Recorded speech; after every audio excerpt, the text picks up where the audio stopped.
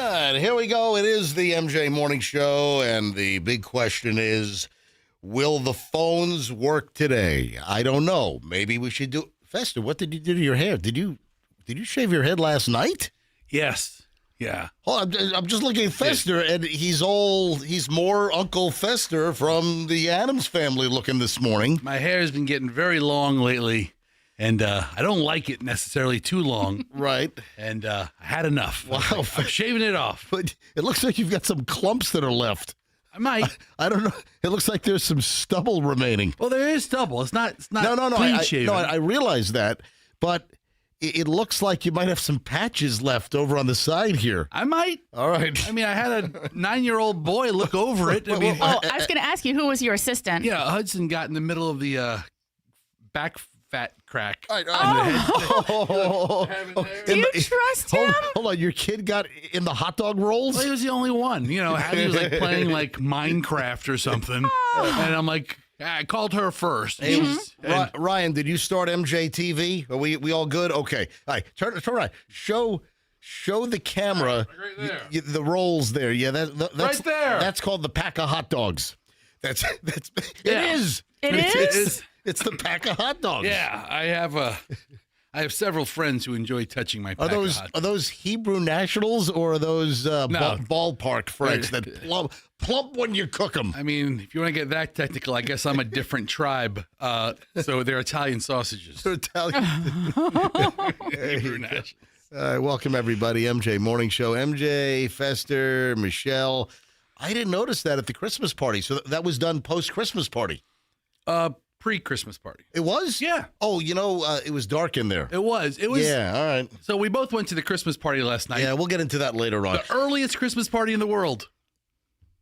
Really? What does that mean? I don't know that anybody's had their Christmas party yet, besides us. Oh, possibly. Yeah, maybe you're right. All right. Hey, I want to test phones quickly here. Okay. Because yesterday was just an absolute crap show.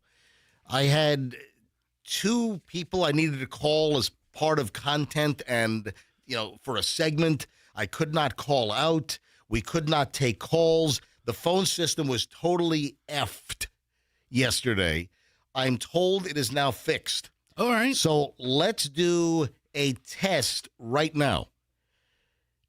Ryan, do me a favor. Screen some. I'm going to pick up some hot and live without you screening, but also you screen and put some on ready as well. Okay, ready, not hold, ready. All right? 800-990-1047. I want to go to phones right now.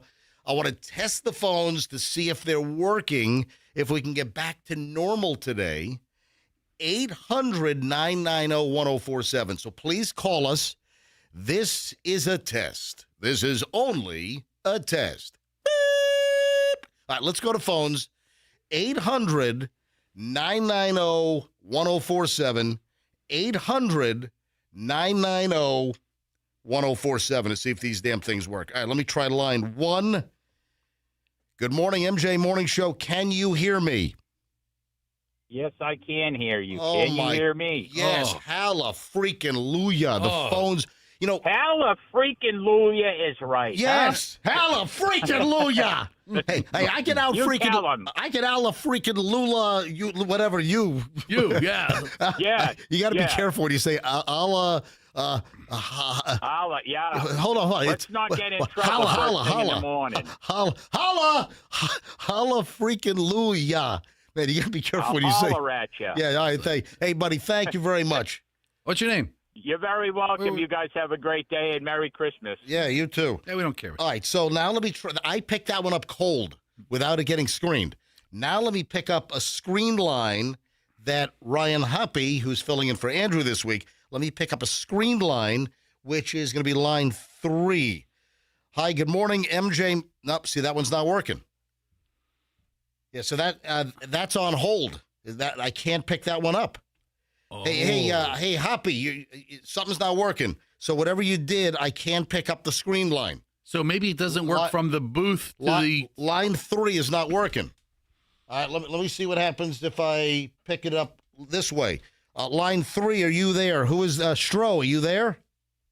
Yes, sir. Coming Okay. in loud and clear. All right, so I can't pick that one up on the drop-in on the console. I can pick it up on the handset. So Ryan puts it on hold, and you yeah. can pick it up off the handset. Yeah, but it's all supposed to work Right. on the board here where we have a phone panel instead of me having to go all the way over here to the phone. But we are remarkably in a better place than we were yesterday. Oh, damn right. Okay, I can all right. at least talk to people. I can put people on the air. Thank you, Stro. Have a nice day. Let me drop too. that. See you, let me drop Stro. that one. Thanks for All right, calling. So the other ones I think are just calling in. Let me just do a test on line one again. Hi, it's MJ. Good morning. Can you hear me? Yes, MJ, it's Catherine from Perth Amboy, New Jersey. I can hear you. All right, very good. All right, so that works. So, but if I do another screener, Hoppy, screen another call and make it ready. That last caller didn't take one breath. All right, I realize. Or pause. Let me do line 5. See, I can't select those. I have to go over here to select that one on line 5. Hi, good morning, MJ Morning Show. Zerson, is this you? Hey, it's Gerson. Oh, Gerson. It says Zerson. Okay, Gerson. All right. So Yeah, you, Gerson. Yeah, we met at Small Patch Creamery. oh, that's right. Yeah, how could I Yeah. forget? You Yeah. was the one that signed all my CDs. Yeah, Oh, that's right. Yeah, we know which one he was. Yeah. Have you, by the way, been back for my MJ's triple kill of vanilla ice cream?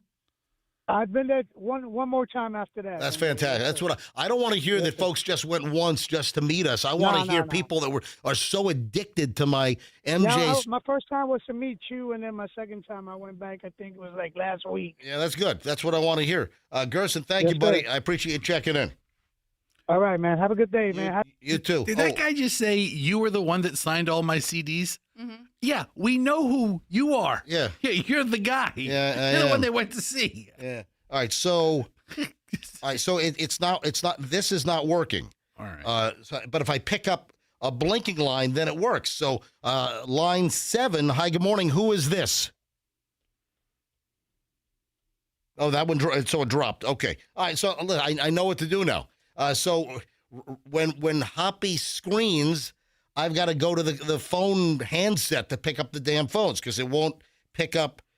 Check 1, 2. All right, do me a favor. Send the message to the engineers and tell them they got to come in here and observe the condition live. So let me grab one more. Selin.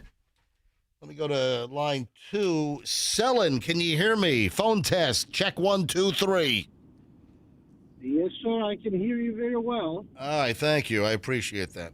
Now, there is I'm driving from Dunedin to St. Pete. There is a static, and occasionally another channel is patching through. You're hearing a little static? Yes. Well, it's a little bit more than a little, but also, like, occasionally another channel is kind of patching through. All right, I'll check it. I don't know. It could be your radio or something. But hey, I appreciate you. I appreciate the observance. Thank you very much. All right, so phones are working, not perfectly, but at least I can put people on the air. Yes, the amount of complaining today should be significantly less. You're damn right it should be. Oh, by the way, I'd like to recognize the Pinellas County Deputy Sheriff rolling into work from Hillsborough County this morning on the Howard Franklin Bridge, doing at least 95 miles an hour.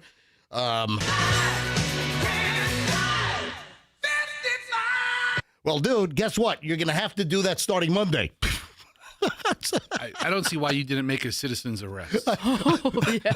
I should have got behind and put my flashers on and honked my horn, or just put my head out the window going, woo, woo, woo, woo, woo. So we're on the Howard. I'm on the Tampa side. Did they straighten out the lines? You know, on the Tampa side, did it get a little less bendy and curvy? You know, I don't know. On the Tampa side, as you're getting onto the Howard Franklin, you have that stretch where it was zigzagging and going all the little S-turns. It's not as dramatic as it was when the bridge first opened. No. But I think I'm thinking there's a difference from even yesterday.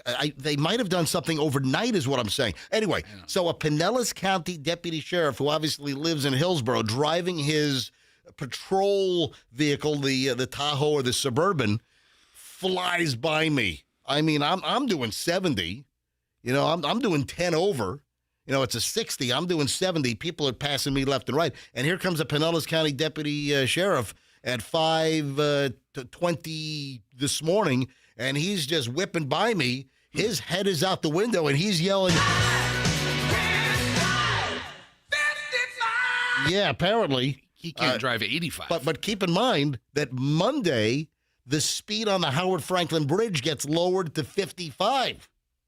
That's like the least important thing in my life. I mean, we drive so fast on that bridge. I don't care. Make it 12 miles an hour. 6:11. 6:11 at the MJ Morning Show. All right, busy. What was this, Thursday? Yeah, we're pretty cranked up today. So I'm excited. The phones freaking work, which is positive.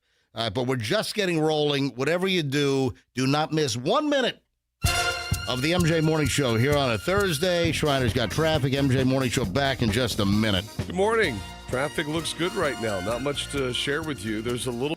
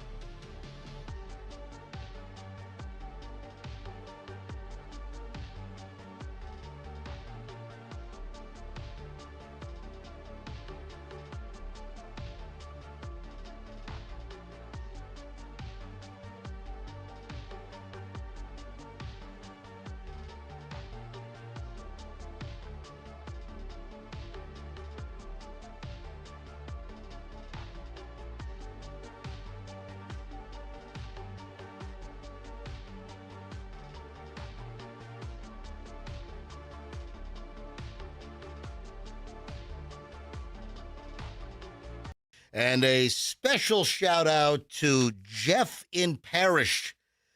Jeff, you must be ecstatic. We're wearing your shirts. I mean, how many months in the making was it where we're now actually wearing the shirts in the new MJ Morning Show studio? I think he sent the shirts like 3 months ago, maybe 4 months ago. Michelle, was I a little rude, or what happened? You know, we got a package in the mail, and Jeff had given Festers special instructions, right? It was like, do not open, or did I get an email? It's like, open this box up the first thing when you start the hour and 20 minutes of nonstop MJ. I mean, he was like Steven Spielberg. He's trying to orchestrate. He was trying to direct the show, right? He had a vision in his mind's eye of how it's going to play out. I have a vision. If they build it, they will come.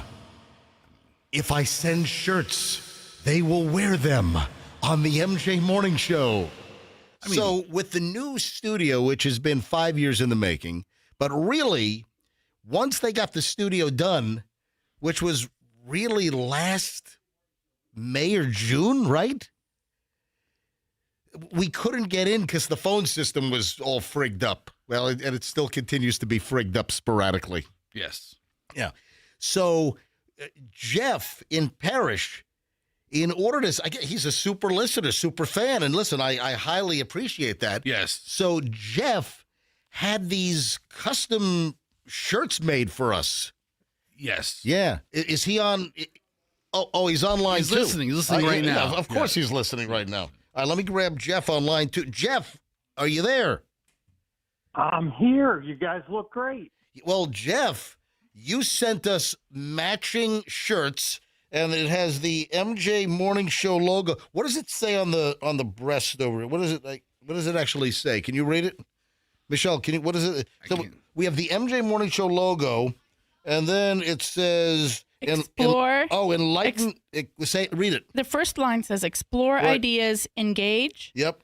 enlighten, Entertain. Oh, that's very nice. Yeah. And then it has the logo. It has like a little motto, which I guess our motto? I guess. Well, Jeff invented it. Yeah. And then it says MJ, Right. and it says MJ Radio Jockey. And then I think we all have customized shirts. And then Michelle has her name. And then I'm Michelle the co-jockey.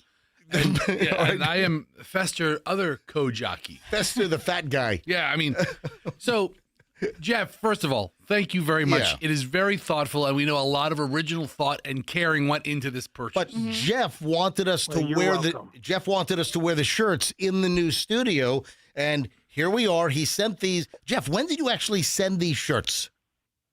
I think they were probably 2 to 3 months ago. yeah, I was thinking like September or something. No, I think it was like August. It's when you first announced that you thought you were going to be finally in the actual new studio. Yeah, that was And then, of June. course- yeah. That was June, and we finally get into the new studio the week before Thanksgiving. So, Jeff, thank you very much. Very thoughtful of you. We're all wearing the shirts on, and you can see the shirts on MJTV. Now, who made the? You didn't actually make the shirts. You had someone make them. No, I have. There's a little local embroidery company that I have worked with before, and I had them design the shirts and help me pick the colors. Oh, that's very nice. For the show. The color of the shirt actually, it's like a slate blue grayish, and it matches. Yep. It matches the MJ Morning Show logo color, which you can see, right behind me on MJTV. Jeff, thank you so much. We're all wearing the shirts. We're highly appreciative. It was so freaking thoughtful of you, and thank you. You're very welcome. Have a great one. I love the show. I'm an avid fan. I take the freaking shirts off now. Oh, I'm sorry. You still? No, I'm kidding. I'm wear I will wear this shirt from time to time. So thank you.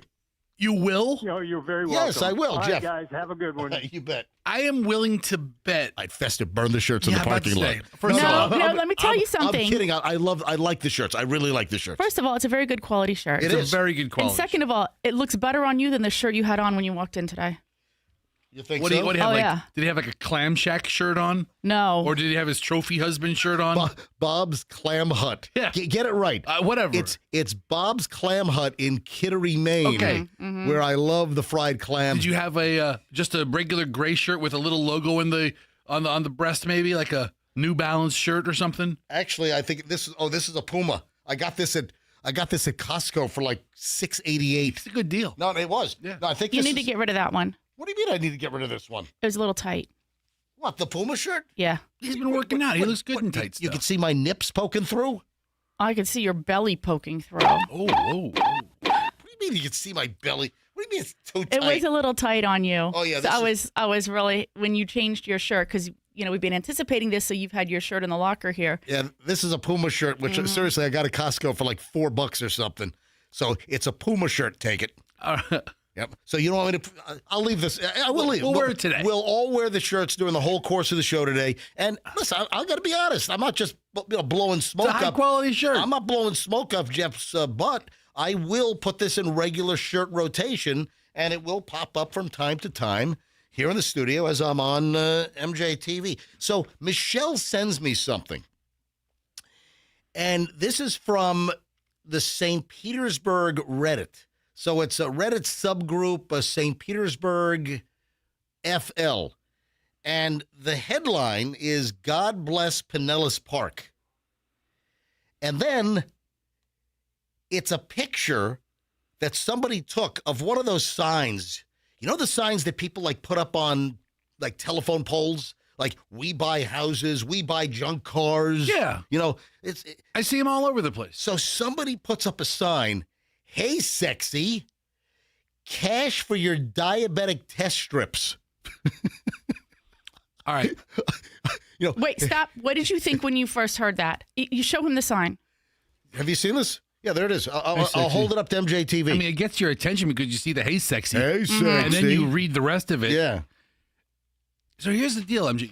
I don't know how they're using the test strips, but there are so many folks who are on some kind of government assistance or insurance program that have, or a disability, Right. or Social Security, or Medicaid. They get the strips for free. And they have tons of them. So that's what I told Michelle. I didn't know that. Yeah, so I explained that to Michelle last night. I said, I think it has something to do with people that are on some type of government aid or assistance, or maybe it's Medicaid or Medicare or whatever. I have a friend who has on VA disability, and he goes to the VA, and they give him the little glucose. Is it glucose monitor, the jabby thing? Yeah, the glucose monitor. But he has cases. He could open up a stand at the flea market. So he has cases of the. Well, that's the deal. They give him one every month or every couple of weeks. So comes in the mail. These people are trying to buy other folks' excess diabetic test strips because they're not paying for them, and then somebody will give you cash.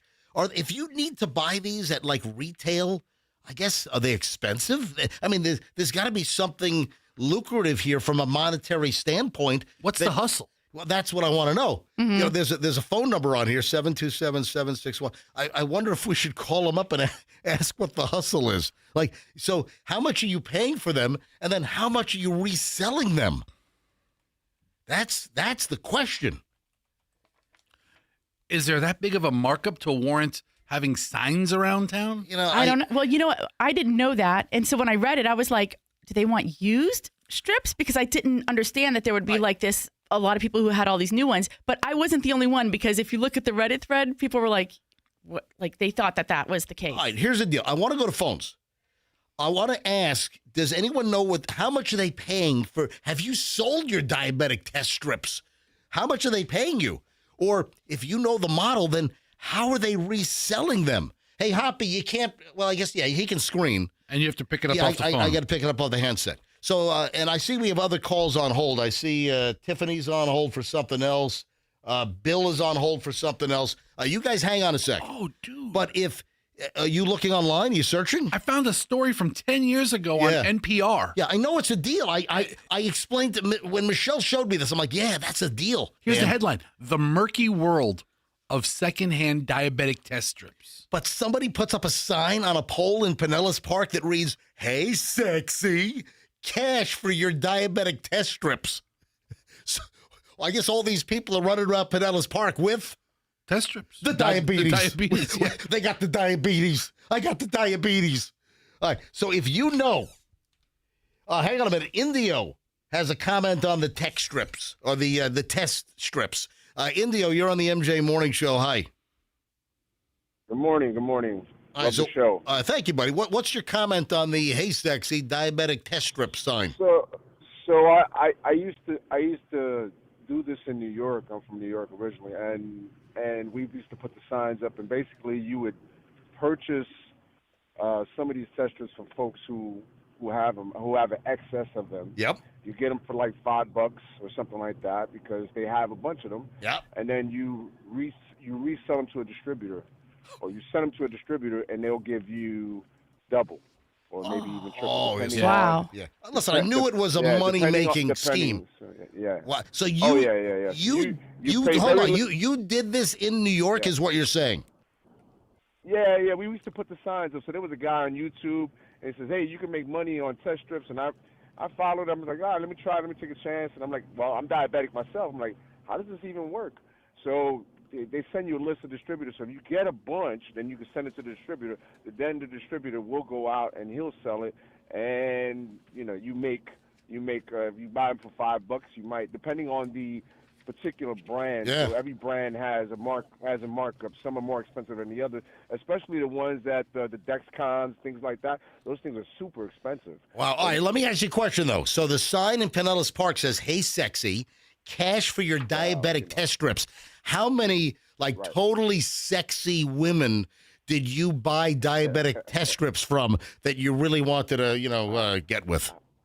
Well, I never had it. I never had that kind of sign. I would just say money for test strips or anything. No. What I'm saying is, when you met somebody, when you met a woman, how many were smoking hot, drop dead gorgeous, like supermodels? I never met one. Okay, all right. So I never met one. All right, so the answer is 0. All right, thank you, buddy. 0. Hey, thanks. You're welcome. Thanks for calling. Right, Well, yes, that worked perfectly. So Walmart sells the generic Equate brand, their brand, 50 test strips for about $20. Yeah, all right, let me grab. Is it So? Is your name So? Sol. Okay. Okay. All right. Do you know about these diabetic test strips? Okay, I'm with a VA system, and my diabetics under control, so only give me one little box of 50 Right. a year. Okay? A year. If I'm going to buy it in Walmart, I used to buy it in Walmart, that was $89 for 50. Oh, my God. That must be the top shelf And name then brand. If I buy it online, It's not the Walmart Equate brand. No. yeah. If I buy it in Amazon, that'll be $43 for a box of 50. All right. Thank you very much. I appreciate it. Thank you. Well, hold on a minute. Fester's on the Walmart website. Equate blood glucose test strips, 50 test strips, $19.43. I guess. Anyway, hey, sexy. Hey, all the sexy chicks in Pinellas Park, sell this guy your diabetic test strip. You know what? This Walmart test strip one, Yeah. I think it can only be, look at it. I've never seen this before. Yeah. Equate test strips used on meters purchased before 2016 on the front label. I don't know what that means. Anyway, did they change must have. the meters? These must be antiquated. Tiffany, you're on the MJ Morning Show. Tiffany, what can I do for you this morning?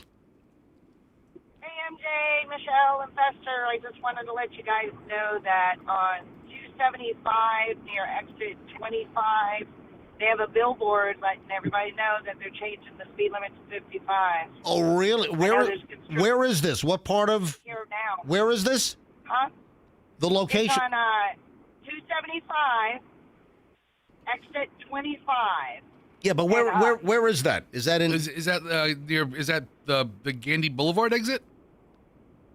No, that's near. It's No, that's like on 275 north or south. Yeah, tell us where though? What county? It's near Sunken Gardens, Tyrone. Okay, that's right. So it's like near the 22nd Avenue exit. So already what you're saying, Tiffany. And listen, Tiffany, I really appreciate the call. So the Department of Transportation is already warning people that they're lowering the speed limit on portions of 275 to 55 starting Monday morning.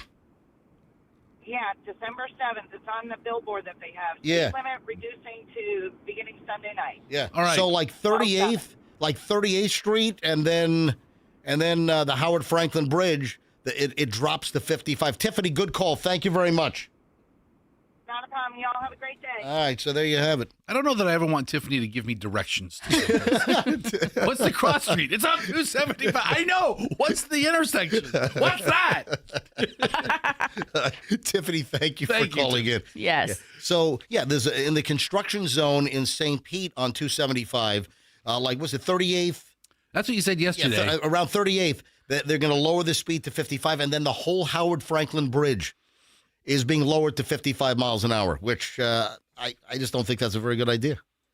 I think it's more dangerous to go to 55 than to keep it at 60, or I think 65 was fine before the construction. Yeah. All right, early morons in the news next on the MJ Morning Show. Man, I got a good pile of morons today, and it's in minutes here on the MJ Morning Show on Q105. The colder weather will jack up the chances of you having a broken garage door spring. And when you have a spring, that has sprung. And it sounds just like that, because I've had some broken springs that Banco has fixed.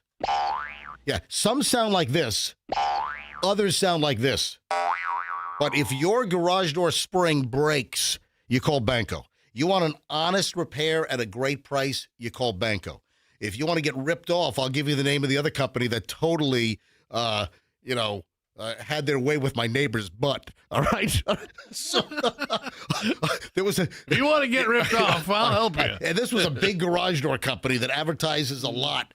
And man, they took my neighbor for a ride. If you want an honest garage door company, folks, you want the best service around, it's Banco. Bank on Banco. Any repair issue, mention me, MJ. They'll give you 10% off. Bank on Banco, bancodoors.com, and tell them that MJ sent you. The Kemp Law Group is on hot standby. Unfortunately, if you have a situation where you get rear-ended by some clod on the road, someone runs a red light, they T-bone you at an intersection, you got property damage, you're hurt, your neck is jacked, your back is all screwed up, you deserve to recover. Somebody else's carelessness, just extreme gross negligence, that shouldn't be on you. You should recover. And that's why you want the Kemp Law Group. Accident or fall, you call Kemp Law, kemplaw.com. You want to get a hold of them right away, so any evidence that needs to be preserved and there's no spoilage. You don't pay a dime until they recover for you. It's the Kemp Law Group. Accident or fall, you call Kemp Law and tell them that MJ sent you. Traffic's on 638. Let's grab Shrine.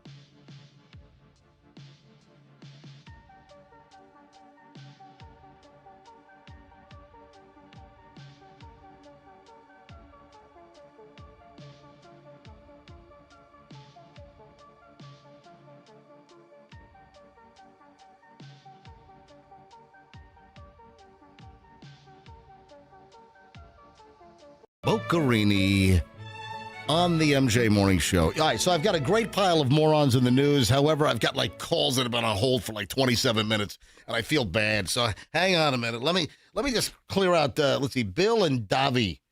All right, Bill. Hey, you're on the MJ Morning Show. Bill, can I help you out this morning? Yeah. Good morning, sir. Yeah. What up? I just wanted to comment on the gentleman that called from St. Pete about the static and the station interference. Yeah. All the way through Hernando and Pasco, it does it as well. So I think it's a station issue. Yeah, it might be atmospheric because we're getting the cold temps again. We might be having an inversion. So there are certain times of the year where there's a temperature inversion, and the station and all stations sometimes get staticky in places where the signal was good. But listen, thank you for checking in. I appreciate your engagement in the program. Yes, sir. You have a beautiful day. Good morning. All right, let me grab Davi, and then I got to do the morons in the news. Davi, you're on the MJ Morning. Is it Davi or Davey? I guess it's nothing because he's not there. Yeah. After 27 minutes is apparently his limit. All right, I guess we're going on to the. Sorry, buddy. Thanks for calling. I guess we're moving on to the morons of the news. Hey, you got to hear this. Man arrested after robbing and pointing a gun at a victim. You're saying, okay, well, that's the way that goes. You rob somebody at gunpoint. Yeah. But this has a little bit of a twist. This is a great moron in the news story. From Evansville, Indiana. Isn't that where most of your RVs are made that you sell at General RV? They're made in Elkhart, Indiana. Yeah, look at that. The pride of northwestern Indiana. Well, there you have it. So Evansville police, they say a man's in jail on a robbery and unlawful handgun possession charge. Why? According to the press release, officers were dispatched in reference to a holdup in progress. Officials say that the caller reported that her boyfriend was robbed of his firearm. On the scene, the victim told officers that the suspect, later identified as David Johnson, asked, "Hey, could I see your firearm?" Yeah, okay. So the guy gives this David Johnson the firearm.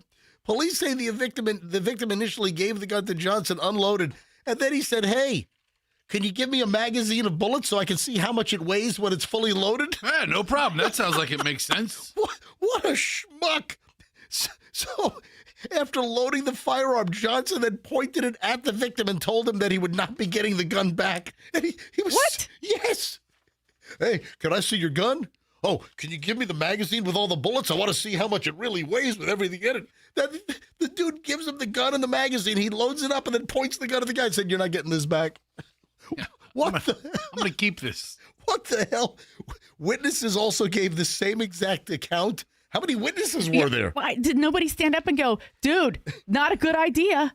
Don't give him the firearm or the bullets and the bullets." So this Johnson guy then fled the scene with the dude's gun. Yeah, of course. Yeah, was later located by officers, then taken into custody.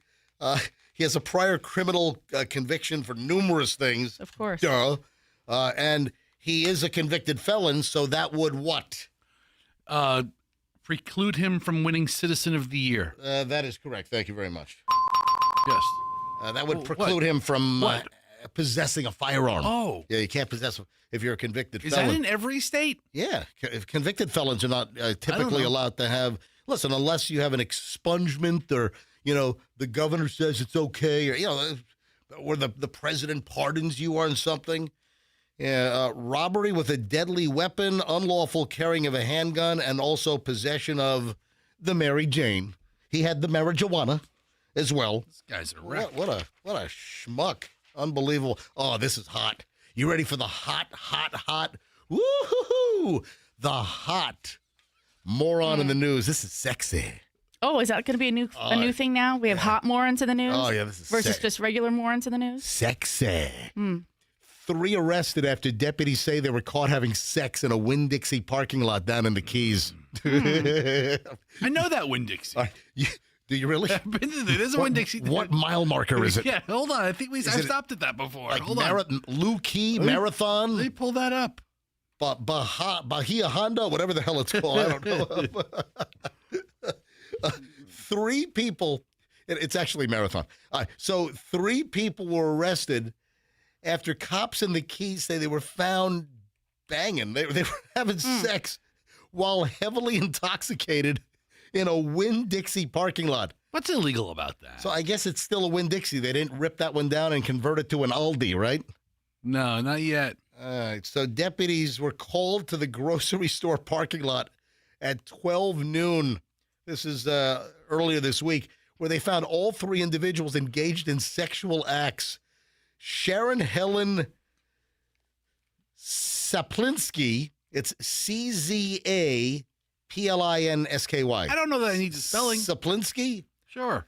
She's 45. She was charged with unlawful exposure of her sexual organs. Let me tell you right now, go dig up her mugshot online.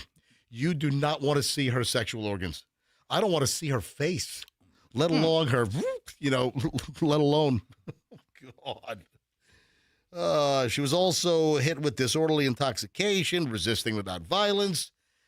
Her second arrest for similar public conduct in 3 months. So, she's out there just showing her hoo-ha in Winn-Dixie parking lots? No, she's not showing her hoo-ha. She's doing something with it. She's using the hoo-ha. Yeah. And also 2 other guys. So it was 2 guys and a girl in a Winn-Dixie parking lot. Yeah, Marshall Adam Lowry, 43 of Key Largo, he was charged for committing unnatural and lascivious acts and disorderly intoxication. And then Michael McDonald Howard, 59 of Marathon, was also charged with unlawful exposure of sexual organs and disorderly conduct. Man, tell you what, getting down in the Winn-Dixie parking lot. What is the charge? Committing unnatural acts. I mean, it seems pretty natural. Does Florida have a law for the unorthodox version of the intercourse? Unorthodox is how I do it. I don't know. I don't have the Florida. Michelle, you were a former Hillsborough County prosecutor. I didn't prosecute these types of cases. You didn't prosecute the women showing their hoo-ha in the Winn-Dixie parking lot? And these 2 guys are like, it's a win-win. Oh, those guys are gone. Yeah, no more commercials. I don't see those win-win guys anymore. It's lost. Now they're with their headbands on and everything. Now they're teaming up on hookers and parking lots and Marathon. All right.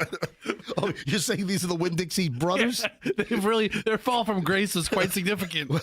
Well, ever since the parent company of Aldi bought them out and they're converting all these Winn-Dixies. We'll show them. You know, the one here on 4th Street in St. Pete, have you looked?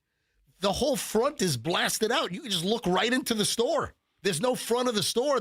You can look straight into the whole place. They've ripped the whole front off the old Winn-Dixie here on 4th Street. It's a major conversion, big remodel, yeah. So, but they're keeping some Winn-Dixies, and apparently they're planning. You know what? Oh, I know what it is. Hang on a minute. So Aldi bought Winn-Dixie, and then a group, I think, of former Winn-Dixie execs, they bought the Winn-Dixie name back from Aldi. That's what it is. So it's like going to be 2 separate companies. So Aldi is converting a lot of the Winn-Dixies. They're taking what they want, but then they'll sell back some stores. Well, they sold the name back. So Winn-Dixie is going to live on with a different ownership group in Florida. That's the deal. Can't we just let Winn-Dixie die a peaceful death? No, why? Dude, Publix needs competition. I'm sorry. Yeah, but let's go with something else. Like, weren't the Winn-Dixie, isn't that the beef people? Yeah, the beef people. Yeah. Yeah. Yeah, that's right. And the check mark and everything. Yep. Yes. All right. Bring back those days. 6:53 at the MJ Morning Show. I have additional morons in the news. If I have a chance to slide them in during the course of the show, I shall. The 7 o'clock hour here on the MJ Morning Show rolls next. And did you hear about the shredded cheese problem? We have a shredded cheese We have a problem? major breaking news shredded cheese problem, folks. Yep. If you've got shredded cheese in your fridge right now, you better listen up. Listen to me now or hear me later. All right?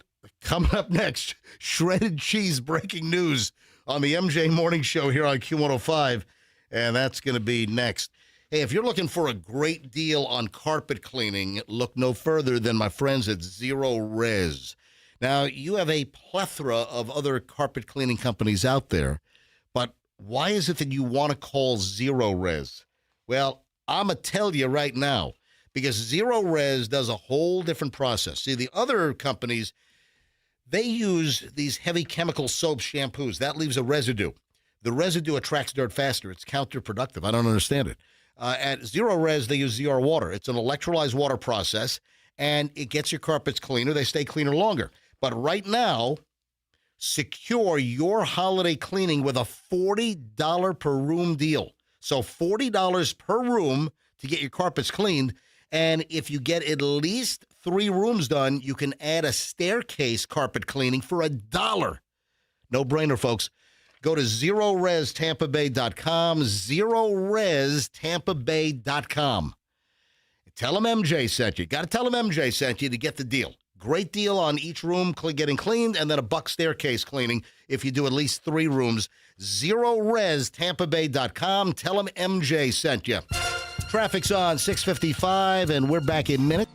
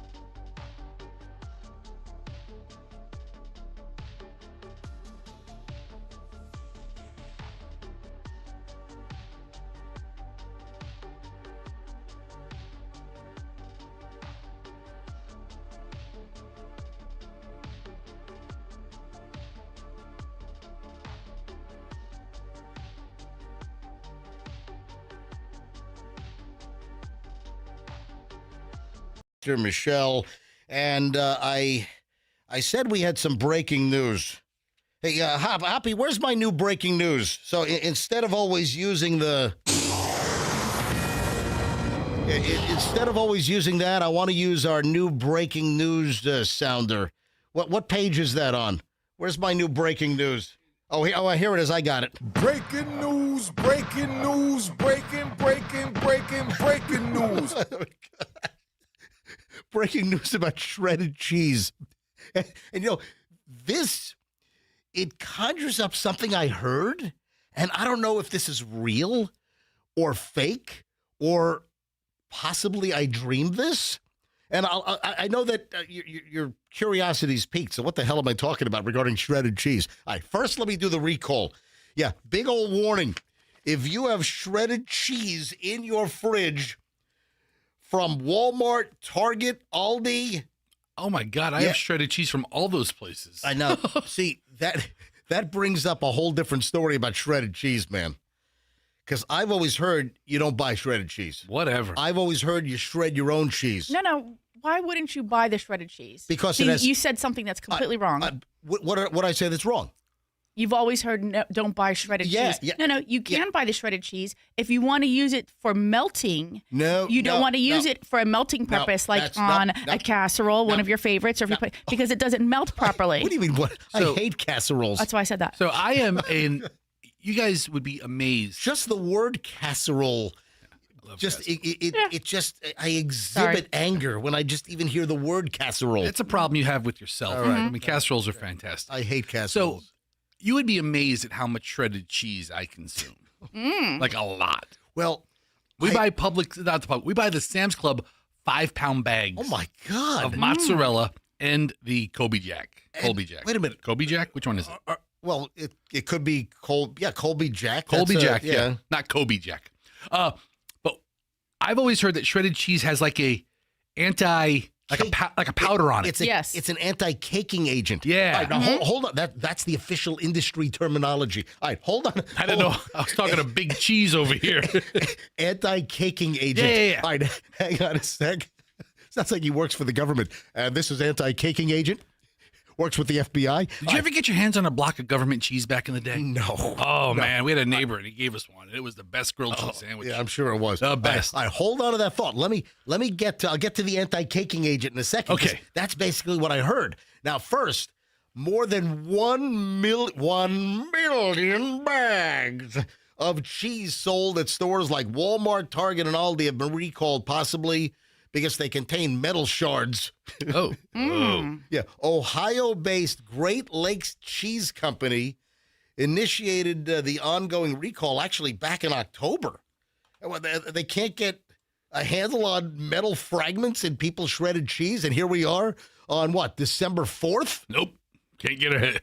We don't know where it's coming from. We have no idea where the metal shards are coming from. All I know is that the metal detectors are going. We hired guys from the beach. The guys that go up and down Clearwater Beach with the metal detectors? We hired those guys to put their metal detectors on our cheese bags at Aldi. The best of the best. Yeah, we got metal. Walmart, we got metal. All right, so it's a class 1 recall, meaning that the food may cause temporary or medically reversible adverse consequences. Yeah, you get metal fragments all cutting up your esophagus, your trachea, whatever. And that's classified as medically reversible? Okay. Yeah, all right. Yeah, the recalled cheese products were different mixes sold in 31 states under an array of brand names, including store brands such as Good and Gather, Great Value, that's Walmart, Publix. So I guess they're also making the Publix shredded cheese store brand, Sprouts, Happy Farms. So heads up, and maybe just do a search. I mean, there's a whole list online. So all these store brand cheeses are essentially the same thing, just packaged in different bags? Listen, a lot of the store brands, you've got these private label companies that make the products, and they just slap a Kroger label on it, or a Kroger bag, or a Publix bag, a ShopRite bag, Walmart, Great Value, yeah. But the list is extensive. And I just scratched the surface. Back over to the shredded cheese deal. I was always told, or I had heard, that you don't want to buy the store shredded cheese. And I don't know if this is true or false, and maybe folks might want to call in on this. I've always heard that shredded cheese that's already pre-shredded in the bag, it's got sawdust in it. No. Yeah, yeah. You have said that before. Michelle, can you look that up quickly? I meant to look it up, but I thought it was like tossed with like a flour, like consistency, but not like actual like pieces of plywood. Fester, it's called an anti-caking agent. Yes. It's got furniture shards inside. So, no, seriously, look it up. Does shredded cheese have sawdust in it? Because I had heard that. Yes. Pre-shredded cheese often contains cellulose powder, which is derived from wood pulp. Yeah, sawdust. Okay, it's not sawdust. It's not sawdust. It's not like they're sweeping up the shop class and then bringing it down to the Borden's factory. Yes, it is. And you know what it prevents? Caking and clumping, which means it doesn't melt. Which means that, Fester, when you do your Taco Tuesday, when you just want to put the shredded cheese out to sprinkle on, that is perfectly fine. I wouldn't worry about that. No, listen, get your own full block of cheddar or whatever, and just get a grater and grate your own freaking cheese, so you're not eating sawdust. Wood sounds like good roughage. So you're not eating shavings from rooms to go. It's derived from wood pulp. Is that the only fiber like you're consuming over there, Fester? It's the majority. It's the majority of the fiber. No, but seriously, I mean, shred your own cheese. I shred my own cheese, dude. When I need a shredded, I don't buy pre-shred. And also, wait a minute, when you know this, if you're buying 5-pound bags of this crap at Sam's Club, it has like a dried, it's got like a powdery whitish film over it a lot of times. Yeah, it's fantastic. That's the anti-caking agent. And you know what it doesn't do? Cake. Mm-hmm. And then you put it on your quesadilla, and a couple seconds later, punk is eating it. Right. I'm just telling you, you'll have a much better experience if you buy a real block of cheese and you take an extra minute. I'm not running Tia's Tex-Mex over here, okay? I don't care about shredded cheese and how it's I got to buy a bag of shredded cheese? I don't think Tia's Tex-Mex is around anymore. Yeah. I'm not running a Rio Bravo. I don't think are they around anymore? What big Mexican chains are there anymore? Isn't there one in Brandon that's abandoned? I don't know. With like vines growing over it now? Maybe. That sounds familiar.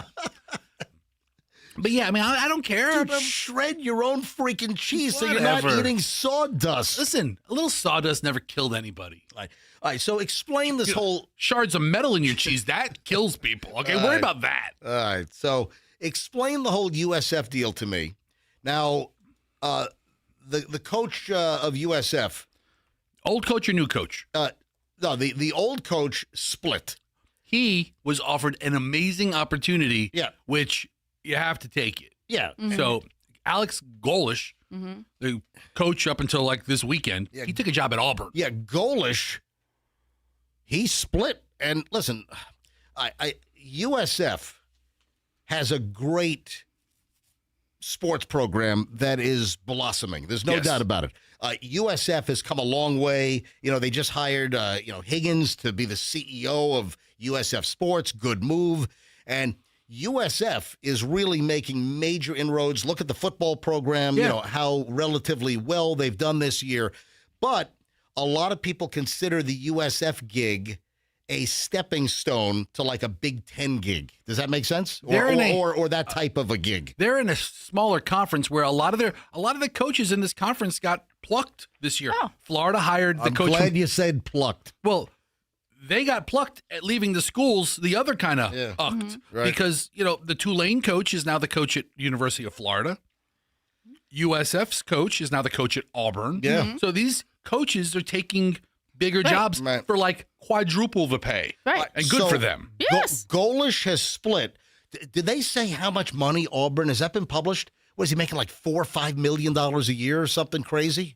I thought I heard, and I don't, this is just... I'm sure it's published. It's out there. Yeah. But yesterday, Michelle, can you look it up? We don't do research here. Yeah. Yes, we do. Not on sports. Yeah, we don't do a lot of sports. But, Michelle, can you look up... I'm looking it up. How much is Auburn paying Coach Golish, who just got plucked? On average, $7.4 million annually. Okay, so oh my God. I heard $7.5 million for the coach of Auburn, but he was making like close to $2 million at USF, Right. which is still a lot That's of money. still a lot of money. But this is... You know what? Can I be honest about something? Lay it on me. Oh, geez. The college football coaches are making way too much money. Now, I'm a capitalist, and I believe in trying to make as much money as you possibly can. I'm an unadulterated capitalist. However, for these institutions, I realize the football programs are major money makers, the NCAA TV money and all that. Right? I get it. Do you understand that? But yes, I do, Michelle. I understand because then you would understand why they're getting paid so much money. I mean, if these were CEOs of corporations that netted as much money as these football programs,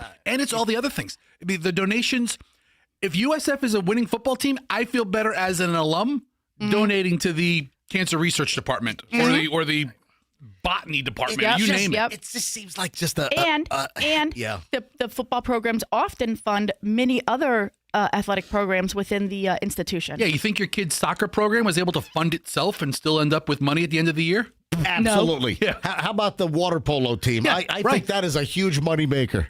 No. I'm all for it. Pay them what they want. It's fun to watch. So they make a lot of money, and it helps the school overall. The new dude is coming from Ohio State. So I think this is the most amazing hire that USF could make because the kind of guy who USF is now targeting, because Golish came from the University of Tennessee. Tennessee. He came as one of their coordinators, now having his own team for the first time. This is the Ohio State University, the number one team in the country, several recent national championships, their offensive coordinator. So how much is USF paying him? They got to be paying him more than they were paying Golish. So if they're bringing in this Ohio State dude, this offensive coordinator, by the way, here's a very offensive guy. Very offensive. Very, very offensive. I mean, yeah. You don't want to. Very, very offensive. You don't want to get a couple of drinks in this. He'll offend you. Very offensive. Oh, buddy. So, I mean, how much are they paying him? Are they paying him like $5 million? So his coordinator salary was $2 million. Wow. Yeah. Okay. So, they sucked him away for, I bet you they're paying him $4 or $5 million over at USF. I haven't seen that yet. It's probably out. Anyway, congratulations. That's just, So the new coach is Brian Hartline, and instantly he became a partner in the bus operation. He's a Hartline bus guy. Yeah. You know what? We should have a welcome party for him. in a Hartline bus. We should do something for him. Let's just we'll just park a Hartline bus at the university. You know what? That's a great idea. I think does the Bull Runner, the campus bus, is that part of Heartline? I don't know. That'd be great if it was. Yeah. We'll just park a Heartline. Do they still call it Heartline? Is it still the public transportation in Hillsborough County was Heartline? Anyway, so the new coach of USF football is Heartline. We just get a bus, we park it in the University Square Mall parking lot, and we have you grill up some hot dogs, do a little tailgate deal in a Heartline bus. What do you think? I gotta say, with the exception to welcome Coach Heartline, with the exception of downtown, I don't know that I've seen a Heartline bus in a while. All right, listen. Congratulations to USF. Congratulations to Coach Heartline. Absolutely. Hey, remember the Sham Wow guy? Nick, what was his name? Vince. No, Vince. It was Vince Shlomi. Shlomi! Don't they say that in the EMF song? Unbelievable Shlomi! Yeah, anyway, they do, yeah. So Vince Shlomi, who was known as the Sham Wow guy. Bring up a Sham Wow commercial, would you please, Fester? Let me know when you have a Sham Wow commercial. So this was that chamois. This was back during the heyday of all the infomercials with, Billy Mays and, back when our buddy, Anthony was on, Yeah, when there was a time when infomercials, it was a war.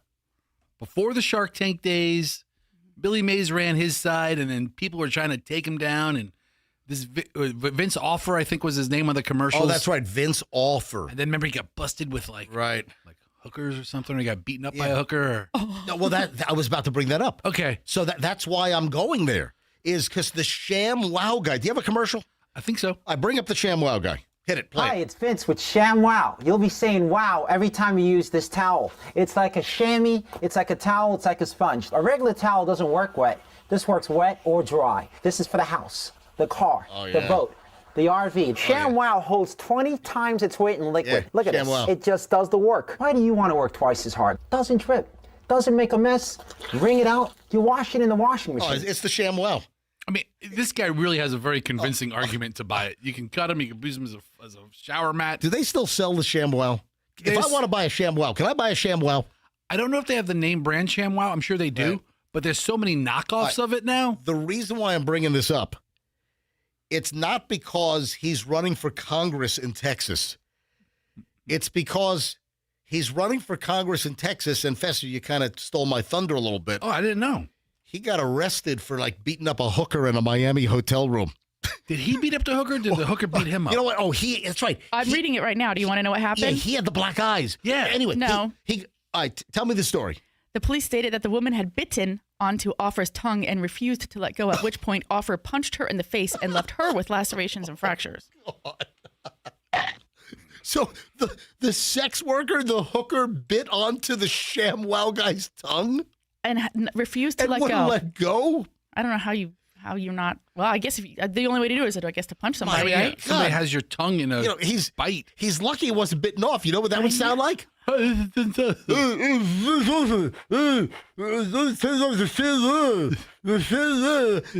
holds 20 times its weight.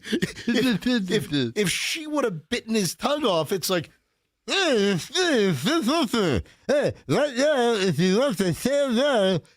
Luckily, his tongue was not bitten off. But no, he was. When was this? That was like 2005 or so. 2009. 2009. Mm-hmm. The ShamWow guy, I guess, hired a call girl or a hooker, and this was at his hotel room in Miami, right? The Setai or Setai, Setai. Okay. That's the hotel? Uh-huh. Or is that the hooker's name? I don't know. Which one? That's the name of the hotel. Either one, I don't know.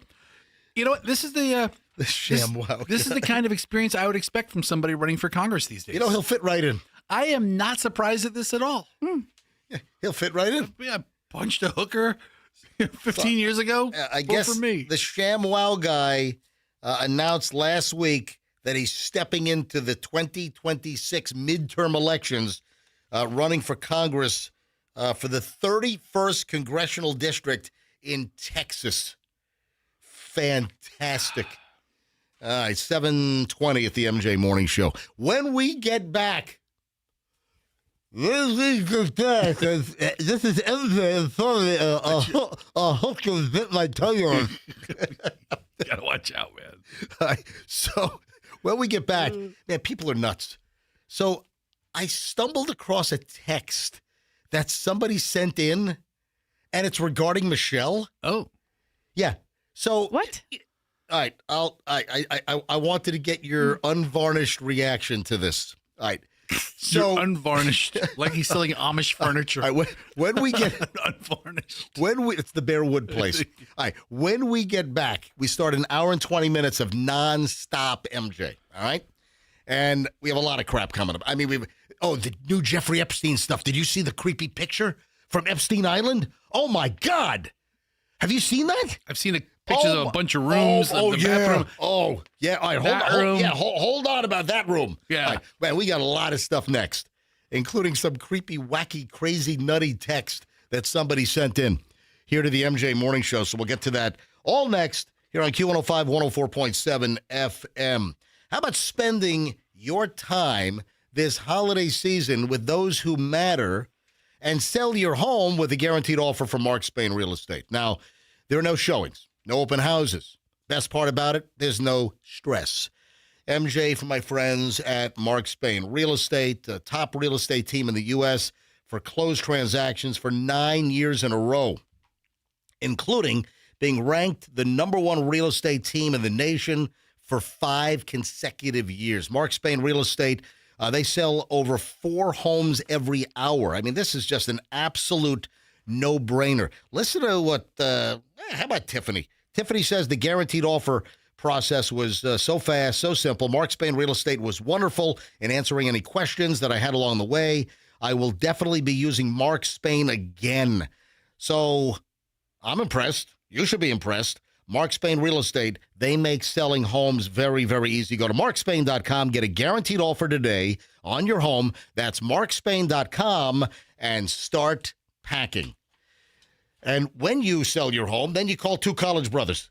Two College Brothers Moving and Storage, they will move you with precision, with care, at a great price. I don't want you to get sham-wowed, all right, by a junky moving company. And I'll tell you right now, they are out there. You know, you shop around and, I got this really low price. Well, your first clue should be rip-off movers. All right? Don't hire rip-off movers.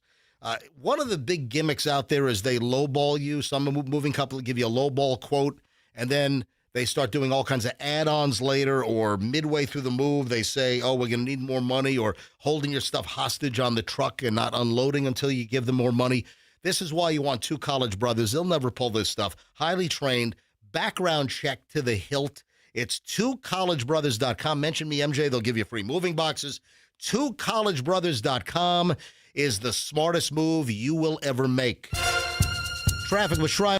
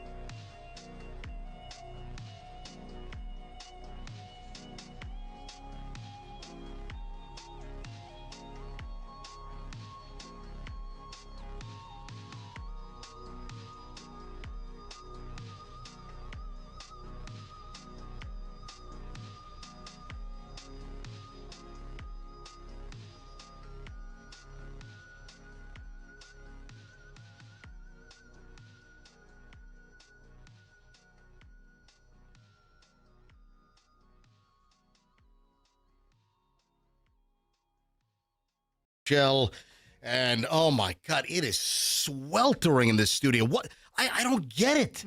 This studio was an ice box. When they were building the studio, we would walk in here, and it was like I was walking into the beer room at Circle K. I mean, what has changed? I think that the door was always open. And we walked by, and it was cool in here. We were like, wow, what a difference. God, but now we close the door. No, this is messed up. See, the AC isn't even on in right there's now. nothing coming out. Yeah. You know what Michelle said she was going to do? What? Well, I said it because somebody informed us of the thermostat that actually functions for this room. Right. So you know what Michelle wants to do? What? Just do it. Let's try it. Well, then don't say it. Just do it. So the thermostat is in the hallway. So as long as it's cool in the hallway, the air is not going to come on in here. And so I said to MJ, I'll just bring a blow dryer. Yeah. We need to light that bitch up. Yeah, let's go. we need to get an extension cord. Yep. Let's buy a cheap blow dryer at Target or something. Just staple it to the wall. Just get some rope and hang it from this, and have the blow dryer just on high. Just blowing 200-degree hot air right at the thermostat to get this air conditioning rolling in here. Or let's ask Shaq, will the icy hot patch work? Icy hot patch will work great. Let's get some icy hot patches and put them on the thermostat. Put an icy hot patch on your face. It'll be icy and hot. All right. It's the MJ Morning Show here on Q105, 104.7 FM, 729, 730 now. If you're hungry, get a shakaroni pizza. All right. And if you need car insurance, call the General. Exactly. All right. For a great low rate. And what if you want a new printer for your computer? Is it Epson? It's Epson, okay, yes. I'll yes. make it sure. See, Shaq is doing so many damn endorsements, he doesn't even know what he's endorsing. You can live your whole life. Oh, how about the rooms to go Shaq-a-roni couch? You're making jokes right now. I almost bought the Shaq recliner. That's great. But the basketball hoop was too big for the room. Oh. Comes with like a basketball hoop. All right. Some people are nuts. Some people are absolutely out of their freaking minds. You can call us, obviously, at 800-990-1047. If you ever have something to contribute to the program, if you have content, you've got something you want to add a comment to, if we're doing a segment, we're talking about something, and you want to call in, we always welcome you, 800-990-1047. But people also can text 800-990-1047. And I would like to share with you, Michelle, you don't know what this is yet. I want to get I said unvarnished earlier. I just want to get your spontaneous, natural reaction to this text, a complaint that came in about you. Oh. This came in yesterday at 8:18 a.m. I printed the text out. I see that. December 3rd, 2025, yesterday, 8:18 a.m., a text comes in. Why is Michelle eating on live TV? So, All right, hold on. Then the person... I got bad news for that person. Fester's eating a great value chocolate Pop-Tart right now. I'm dipping it in coffee this morning. So the person writes in at 8:18 yesterday, why is Michelle eating on live TV? Listen to this. The next text is, not very good manners. Some people are going hungry these days. What? She's eating a 21-cent banana from Trader Joe's? What? I was hungry. How much are the bananas now at Trader Joe's? I just bought a whole bunch of them. I mean, I buy them by the pound. I don't buy individual bananas. No. Trader Joe's sells bananas. It was like 19 cents a banana. Then they raised it a couple of years ago. What is it? 20? Yeah, I don't buy bananas at an individual price. I buy by the pound price.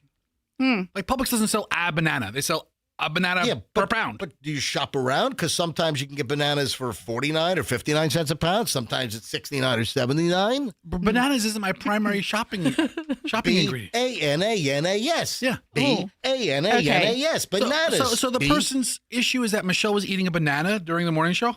Well, and that it's not very good manners because there are people going hungry these days. So you know what that is? That's being braggadocious. It's being banana braggadocious. And Michelle is. I am? Yeah, oh, yeah. You know what? You're an elitist. Yeah. You're an elitist pig. You're eating a banana on MJTV, and you know what? You're flaunting it. Banana privilege. Exactly. Banana exactly. You know what? Yeah. I quit. That's it. I'm done. Right. I mean, honestly. Is this a serious freaking text? All right. You know what? I think it is because some people are absolutely out of their freaking minds. Some people are just bat crap crazy. Okay. Is the person mad that I was eating, or are they mad that I was eating on TV? No, well, I think both. Why is Michelle eating on live TV? And We're not on TV, damn it. Well, we're on MJTV. We're on YouTube. We're on the show is streamed live. We've got 4 cameras in the studio. There's a camera fixed on me, a camera on Fester, camera on Michelle. Then we have the overhead camera that shows the whole studio, the whole room. And this person is choosing to watch it. Right. And they're angry that Michelle had a banana. You know what? That's like you spitting in the face of hungry children in Africa. So I'm going to fast now. I'm going to go on a strike, a hunger strike. This is Sally Struthers. How dare you, Michelle, eat a banana on MJTV? All right. All kids are starving in Africa, and they've got flies swarming around their head. You know what? I take that back. I'm not hunger striking. I'm going to eat a nut. Whoa. An almond. You know what? I think you ought to have a platter with USDA prime ribeye. Have some foie gras. No. Yeah. No. Have some duck liver. No. Oh, lobster. Have a 5-pound Maine lobster. Gross. Yeah.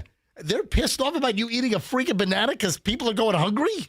MJ. What the hell? I'm just not sure I'm still processing it. They're mad because I ate the banana on TV. All right. But then they're mad that I was eating because people are hungry. This falls into the FTP category for me. Oh, what is that? The TP stands for that person. Oh. I mean, it's the FTP category. Hey, man. It's the F that person. I mean, listen, okay, whatever.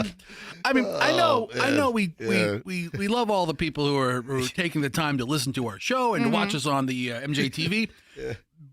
But if you can't handle it, you should take a break for a day or two. I mean, I'm all for that. And you know what? This conflates very, very well. Conflates? No. That's the wrong word. This dovetails. This dovetails very well in an audio bite that I actually pulled earlier this week and I didn't play yet. And remember the old deal where your like grandmother or grandfather or parents would say, "Eat all your food. There are kids that are starving in Africa." Yes. Remember that whole thing?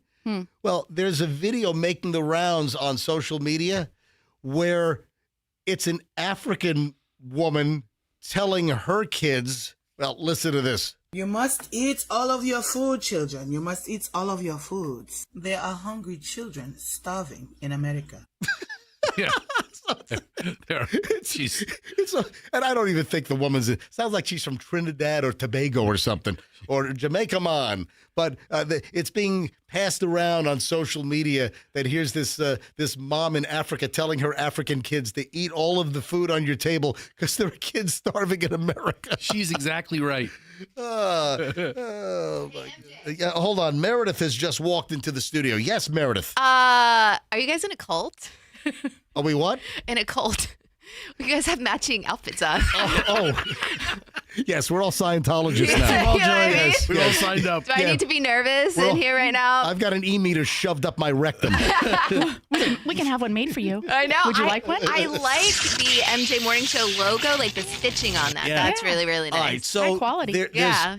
We talked about this at 6:20 this morning. So we have to address it again. First thing this morning, we talked about this. Yeah. There's a listener named Jeff in Parrish. Hey, Jeff. That is such a super fan that with all the chatter about the new MJ Morning Show studio last summer, he had these shirts made for us. Oh, wow. And if you're watching MJ TV, they're From the summer? We've had them for a while. They're logoed MJ Morning Show T-shirts where he had our logo embroidered on the breast, and then it says MJ, and Fester says Fester, and Michelle says Michelle. So he had these. He's co-jockey. He's a co-jockey is what he's. The guy's the dude's a super fan, right? Yeah, I think that's very thoughtful.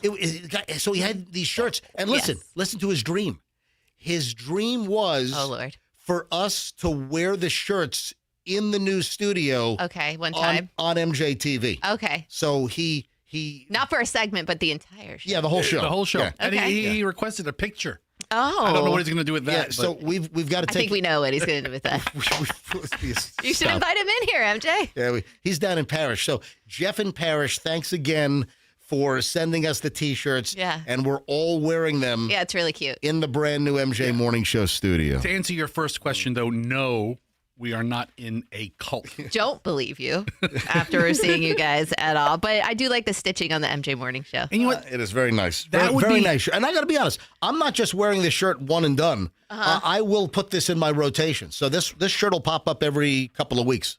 MJ, you wear the same stuff all the time. I do. So, I see him wearing the same gray shirts like every single Meredith, day. you finally figured that out? Yeah, no, I've known that for a long time. Yeah. Do you still have the same shirts as you used to wear when we were, at the different station? No, those are... Okay, all right. You know what I do? Yeah. Do you secretly throw them away? No. Well, yes she and does no. that. Yeah, Michelle is. Trust me, I got her game going on here. As a wife, you have to. As he wears the clothes, we put them in a separate place where he can't find them. Okay. And then that way, after 30 days, I open the drawers and I go, if you haven't worn it in the month, it's got to go out. Okay. And so then that's how I eliminate some of the other shirts that don't really. That's so good. I hate and when all that stuff piles up, especially Mhm. with my little kids. I have to constantly go through their stuff. It's super Right? annoying. But Yes, yeah, with that's your good. kids. She has to hide your clothes. Hey, Because Meredith. you're like Homer Simpson. You wear the same thing like every single day. Yeah. All right, do you know what the schmuck chair is?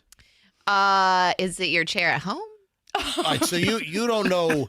I don't know. You don't Good know. guess. I don't know. Is it, All right. is it the chair that I'm sitting in right now? Right, like, I'm Gotta feel like a schmuck. All right, so you have not seen my latest post on my Instagram. I have not. Okay. No, not this morning. I've been extra busy. Because I know, listen, I see you like a lot of my stuff. Of course I do. Meredith, we work together. Meredith likes a lot of my stuff on my Instagram, which is Certified MJ Radio.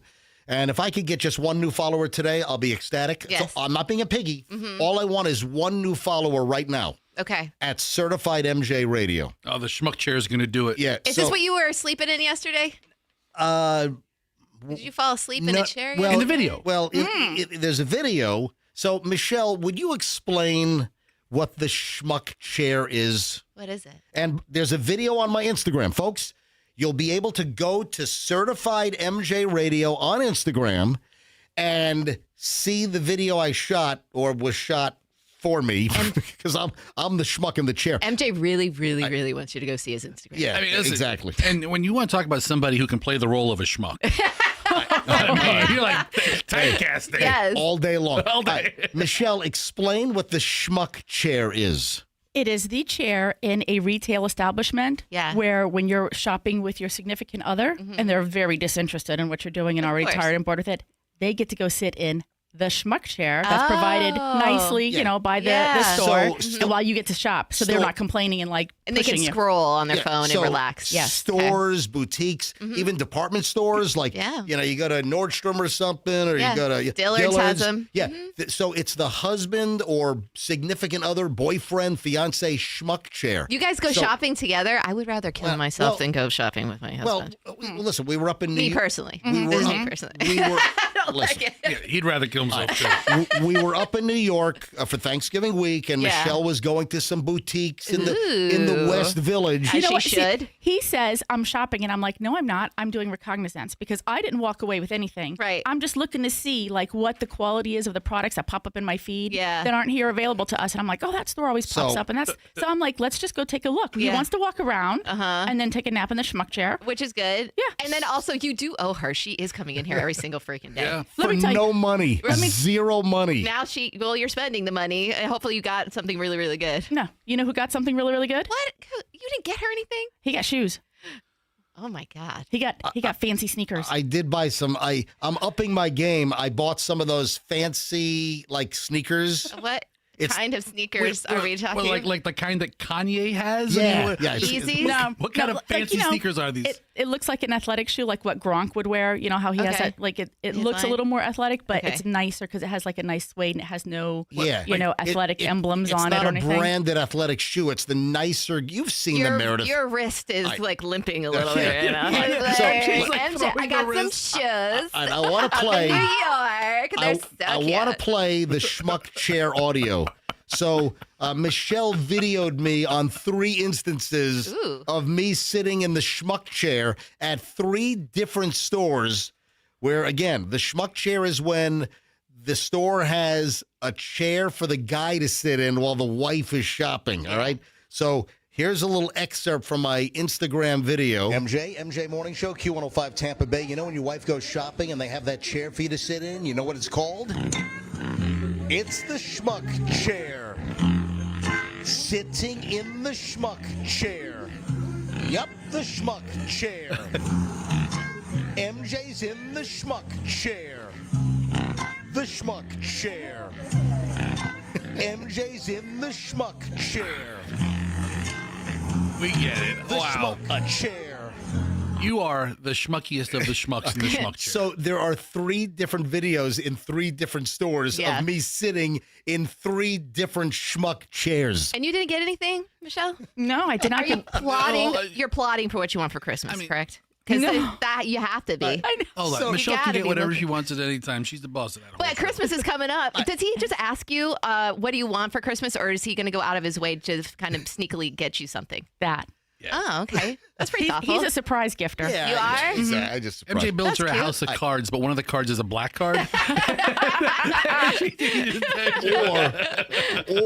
or like in the actual TV show House of Cards. Yeah. I'm going to push her onto the tracks of a metro station in D.C. God. one day. Mhm. Remember that scene? I do not. I'm sorry. Anyway, no. All right. Yeah, but before Kevin Spacey got all that's right. accused up good. All right, so hold on. Listen to this. Yes. So I was trying to remember when we first used the term schmuck chair on the MJ Morning Show, because we've been saying schmuck chair. You've been saying schmuck for a very long time. Yeah, It's like a favorite for you. Yeah, but I think the schmuck chair even goes back to like 2012 or earlier, before we ended the original MJ Morning Show on the other station. Did you coin it? Well, it's interesting. Schmuck. It's interesting that you well schmuck means. I mean, you don't go to a fancy boutique and the lady there's like, oh, ma'am, our mini skirt selection's over here, which is where Meredith goes. Yes. And then, sir, the schmuck chair is right over Would you there. like to sit in the schmuck chair Yeah. while your wife tries on stuff in the dressing room? Does that mean like a loser or like a moron or kind of like? All right, a schmuck is. What is that? It's a Yiddish word for wang. It's a wiener? It is. Yeah. So schmuck. You're calling people wieners left and right? I'm calling myself a wiener. I'm Okay. sitting in the schmuck chair. All right, so listen to this. So I typed into Google the origin of the schmuck chair. Listen to this. The term schmuck chair is a slang phrase used to describe a chair in a store, particularly one with a certain style where a person is forced to sit and wait while another person, often a spouse, goes shopping. It refers to a specific type of waiting chair, not a brand or particular design. Slang term, it is a humorous, informal term, not an official product name or design. Origin. The phrase became popular through the MJ Morning Show in Tampa. Oh my God, that's cool. That is on. That's awesome. It comes up on Google AI. So it's not a wiener. No. But the schmuck is a wiener. Schmuck is a wiener. Yes. Okay, all The right. schmuck chair I gotcha. was coined by our schmuck. Okay, I like it. All right. So the schmuck chair. Do you want to? Okay, wiener chair. All right, if you want to see me sitting in the schmuck chair, Does it have veins? go to. Meredith, will you stop? Will you Too stop much. it? Too far. What do you think? You're on some rap station? Too far. Talking like that? All right. So if you want to see me sitting in 3 different schmuck chairs up in Manhattan last week, go to my Instagram, Certified MJ Radio. That's Certified MJ Radio. You're like the George Washington of schmuck chairs. You're like the founding father. You are. This is like your biggest claim to fame. Like when you kick the bucket, like obituary, you know, MJ from MJ Morning Show, age blah blah blah, passed away today. Inventor of the term schmuck chair. And it's not a wiener chair. It's different. Well, schmuck means we. I gotta go. I'll draw a Bye, diagram Meredith. for you later. Hey, so my entertainment attorney told me I need to add something to the MJ Morning Show. So one of my entertainment attorneys that helps me with my contracts or any of my legal issues, syndication or, anything to do with my radio career, I have an entertainment attorney. Okay. My entertainment attorney sent me verbiage that he wanted recorded to run at the end of every show. And Michelle, you took a look at this. This is very well crafted and well written, isn't it? Absolutely. Is this real? It is real. Like you got I'm gonna play like a disclaimer? It is a disclaimer. It is a legal disclaimer, and I'm going to play it. Like views and opinions of. It's not a disclaimer. It's a warning. It's a warning, exactly. So this is like a copyright notice, but there's a very important twist. And my attorney says, get this recorded, get this on the air, and run it at the end of every show. So I'm going to play it now in the middle of the show, and I'm just letting people know that this is going to now start appearing at the end of every MJ Morning Show. And Fester, this is not a joke. It's not a joke. Dude, I swear this is not a joke. This is, Michelle, would you tell him? Not is a this joke. Is this going to be like express written consent of Major League Baseball? It's close. Oh, okay, all right. Yeah. But We're serious now, buddy.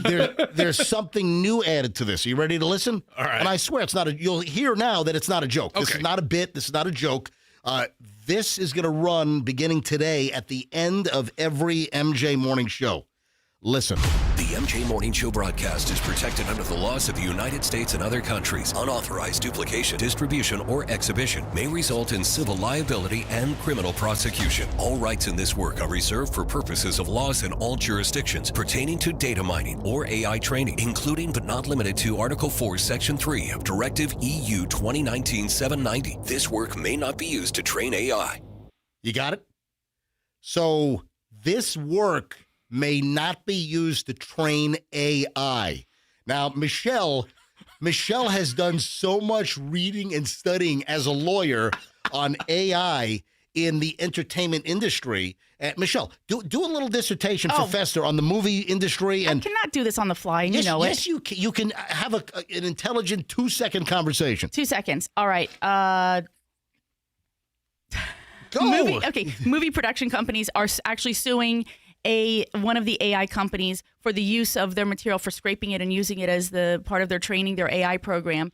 And now many movie companies are putting this type of, well, I should say Universal, and I think Disney is expected to put this type of warning at the end of their motion pictures because they do not want the AI companies utilizing that material to train the AI. The AI model for AI How to be does able a to... movie train AI? No, because what it does is it sucks in that information. You don't I'll get it? Stop. You want me to explain I don't get it. Jesus Christ, dude. I mean, dude, Google AI just told you invented Schmuck Chair. Okay? I mean, it sounds like I don't understand. How does let Michelle speak. Hold on. How did like Forrest Gump train AI? No, this is how it works. I read the 150-page complaint that they sent in. All right. Basically, when you take the movie and they put it into their system, then what happens is users, subscribers of their platform or their program can then go in and say, I want something that's like a Fester, but not really a Fester. They're not going to use you, but they're going to do like an AI really caricature close of to me? you. Exactly. Okay. And so the complaints from the movie companies is that it's so close, it literally is it, right? Like they're using that to then generate all of this content and revenue. At the end of the day, it's going to be revenue. So that's what it's about. It's about the AI models are sucking in like giant vacuums. They're sucking in all of this material to learn. So the artificial intelligence can create its own stuff by learning what humans have already done. And that's what the disclaimer says, is that AI cannot use movies, or in this case, the MJ Morning Show, our voices, our content, how we deliver things, that AI cannot be used to inhale all of our content to then train AI computer programs to create stuff without humans. That's what it's about. That's why my attorney says, get a disclaimer on the air that the MJ Morning Show cannot be used to train AI. Got it? Are you afraid of an AI morning show doing morons in the news? No, you just don't want the AI to utilize your content and your likeness to then be able to replicate it so that you're like not necessary. Okay. You'll have no job. Hey, dude, I barely have a job as it is. I got a text fester. Dude, you've got it. Let me tell you what you need to do. What? You got to get out of that 2010 Cadillac DTS, or just keep it. I know you just got it fixed by Ross at Amco, and the transmission, I'm sure, is beautiful now. It's like a new car. All right, so sports car. Listen to this. Yes. So Lorenzo, who's the general manager and the managing partner at Veterans Ford. I love Lorenzo. Good man. Lorenzo says, MJ, I am making smoking offers right now on the Hennessy Venom 800 Ford F-150. Do you know about this? So Hennessy is a customizer, and I think they're in Texas. They take an F-150 and they turn it into a beast, and it's an 800 horsepower F-150 high-performance truck. It's insane, and these are highly sought after. They're even above like the Raptors. Dude, so Lorenzo says, MJ, I've got 4 of these I've got to sell. So, folks, if you want a smoking deal on an F-150 Hennessy Venom 800 horsepower pickup, Veterans Ford has 4 of them, and they got to move them. They got to move them before Christmas. So these are not going to, because he's like slashing the prices on these things. God, this is an amazing truck. Look at the freaking truck. Dude, that is you. You got to go pick one of the. I'm telling you, this truck is amazing. All right, so anyone out there, or if you know someone that's had their eyes on one of these Hennessy F-150 800 horsepower pickups, totally customized by Hennessy, Veterans Ford has 4 of them, and they're giving deals out that you won't believe on this truck. So hit up Veterans Ford, and of course, tell them that MJ sent you in if you're looking at that truck. So. Hey, mark this down as a commercial for today, would you? Listen. Oh, speaking of vehicles, Michelle, you found this on, again, the St. Petersburg Reddit. So Reddit's becoming like the go-to forum for off the cart real gossip. Mm-hmm. All right, we have got to figure this out, and I'm hoping somebody can call in and give us some information. So speaking of vehicles, so earlier today we had the St. Petersburg Reddit story that somebody was putting up signs, hey, sexy, sell me your diabetic strip. So we had a whole conversation about that and the business model when you see signs, people wanting to buy your diabetic test strips. That's a whole separate thing. But also on the St. Petersburg Reddit, Michelle finds this. This was posted. So you had this yesterday. It was posted on, this might have been what, Monday or Tuesday when it happened, right? It was earlier. All right. I apologize for being tardy in delivering content to you. Listen to this. From St. Petersburg Reddit. Crazy reverse wreck on Park. So this is Park Boulevard. Gandhi turns into Park in Pinellas Park. Did anyone catch the Tesla reversing across all 4 lanes on Park Boulevard over the median at full speed around 4:30 p.m. today? They must have been in the parking lot at Charlie's Cheesesteaks and accidentally floored it, took out 3 to 4 vehicles. I was right behind the eastbound car that got T-boned, wondered if anyone caught on dash cam or knew the circumstances. Probably the craziest thing I've ever witnessed. So I know where the Charlie's Cheesesteaks is. Yeah, it's in Pinellas Park, right? Right up from Jollibee. It's it's on Park Boulevard. I drive right by it when I go to Tackle Shack. Yeah, when to get my scuba gear. Gandhi and Park kind of merged right by the. So Charlie's Cheesesteaks, if you're heading you're heading west. It's on the north side. It's on the right. So so there's a Tesla in there that suddenly somebody floors it in reverse. It flies out of the parking lot, jumps the curb, the sidewalk, onto Park Boulevard, and then smashes into 4 vehicles in reverse? What the hell? I mean, hit the gas instead of the brake in reverse. Oh, my God. They must have thought they were going forward and just stepped on it and backed into traffic. Do you have a song for me? I don't, but it's the first time I've even thought of that scenario. You don't have a...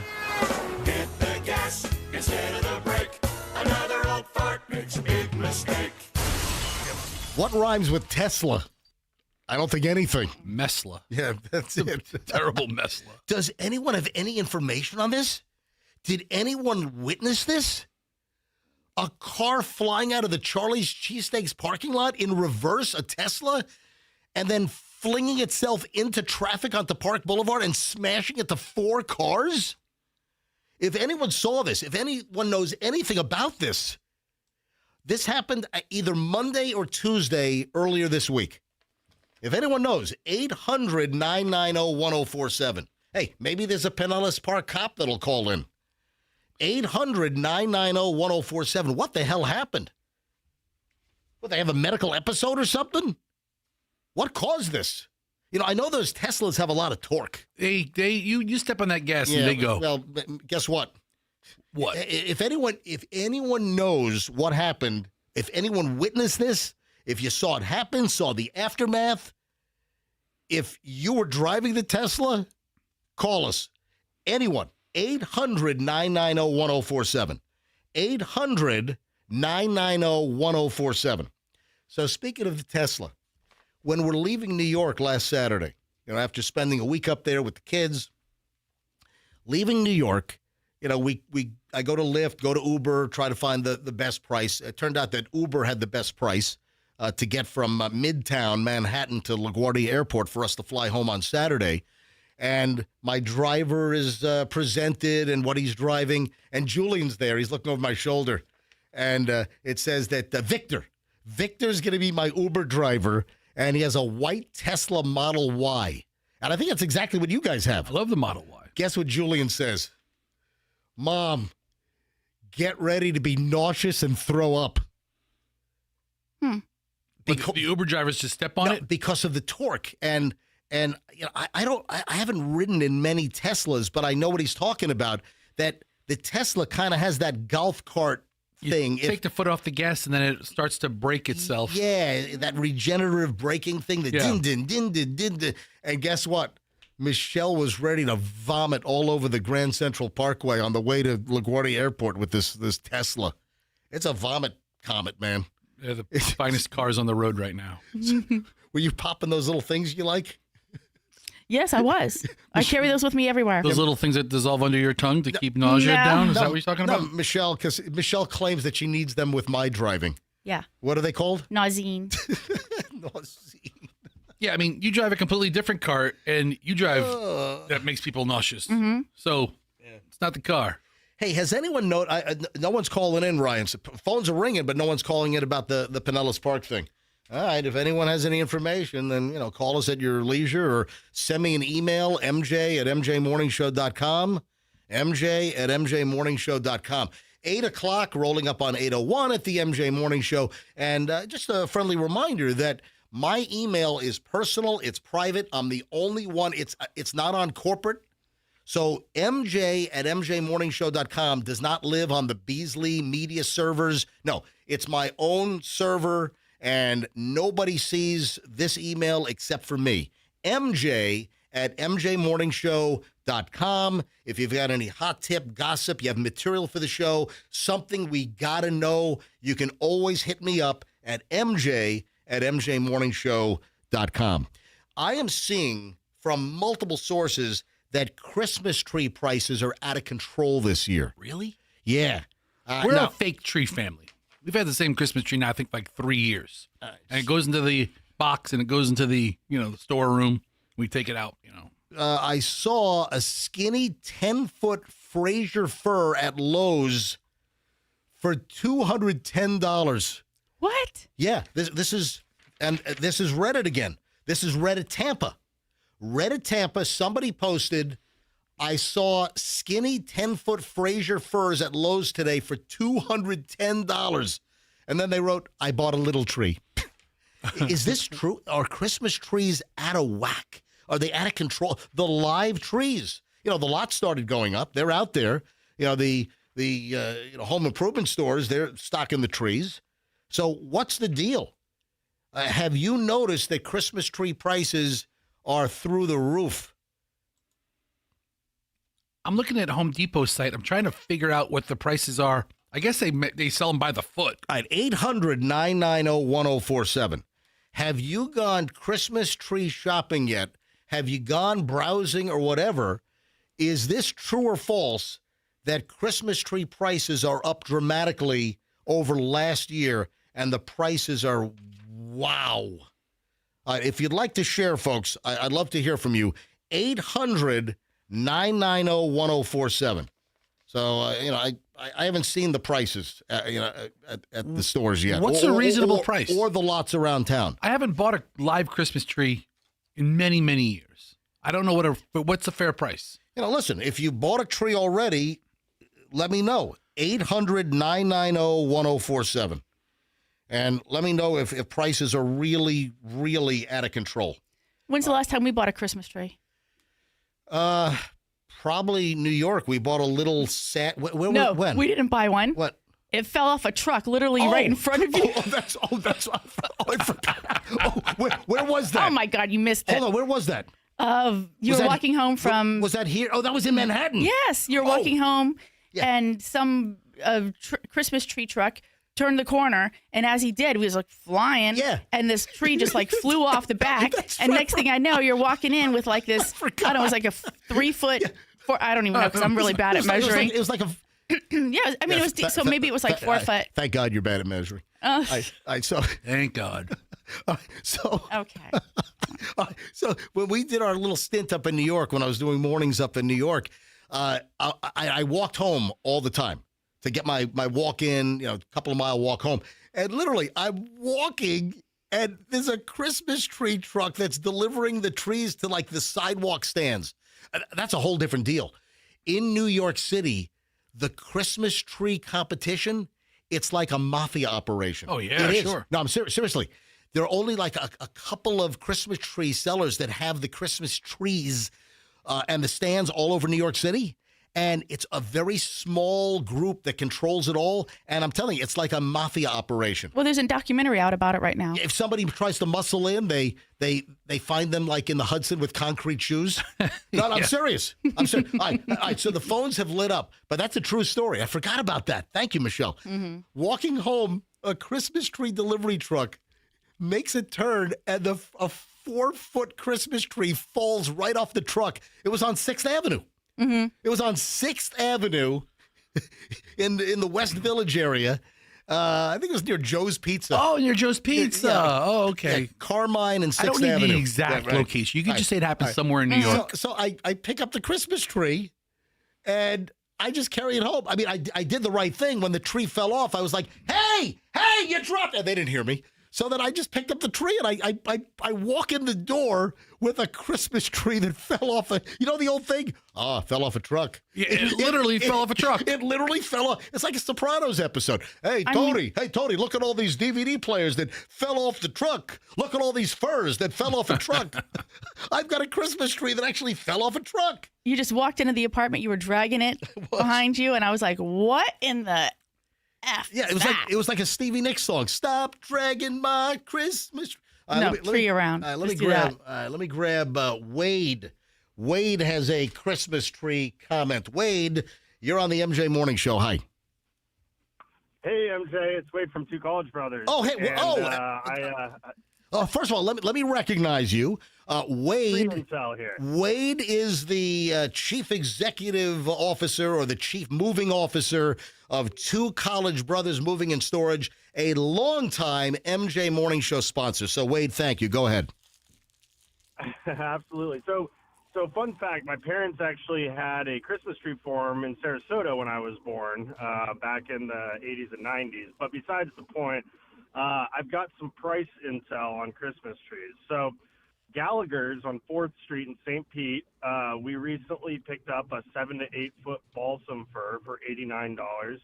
I've heard reports that Costco has trees where you don't get to pick them out. They're all wrapped up, but you can go get them for $55. All right. And then we've partnered with a company called Tree Brothers in Odessa, which is a little far from where I live, which is why I went to Gallagher's. But great people up in Odessa at Tree Brothers, where we're donating a portion of every proceed from moves November 17th to December 11th. Oh, that's nice. To to buy their trees at cost for families in need, and you can nominate families on our website. At if the cost of trees in your twocollegebrothers.com. area are too high, yeah, twocollegebrothers.com. If the cost is too high, or you know somebody who's struggling, we want to put the tree over the presents. We know there's a lot of charities that put presents under trees. Yep. And Tree Brothers has been generous enough to partner with us up in Odessa.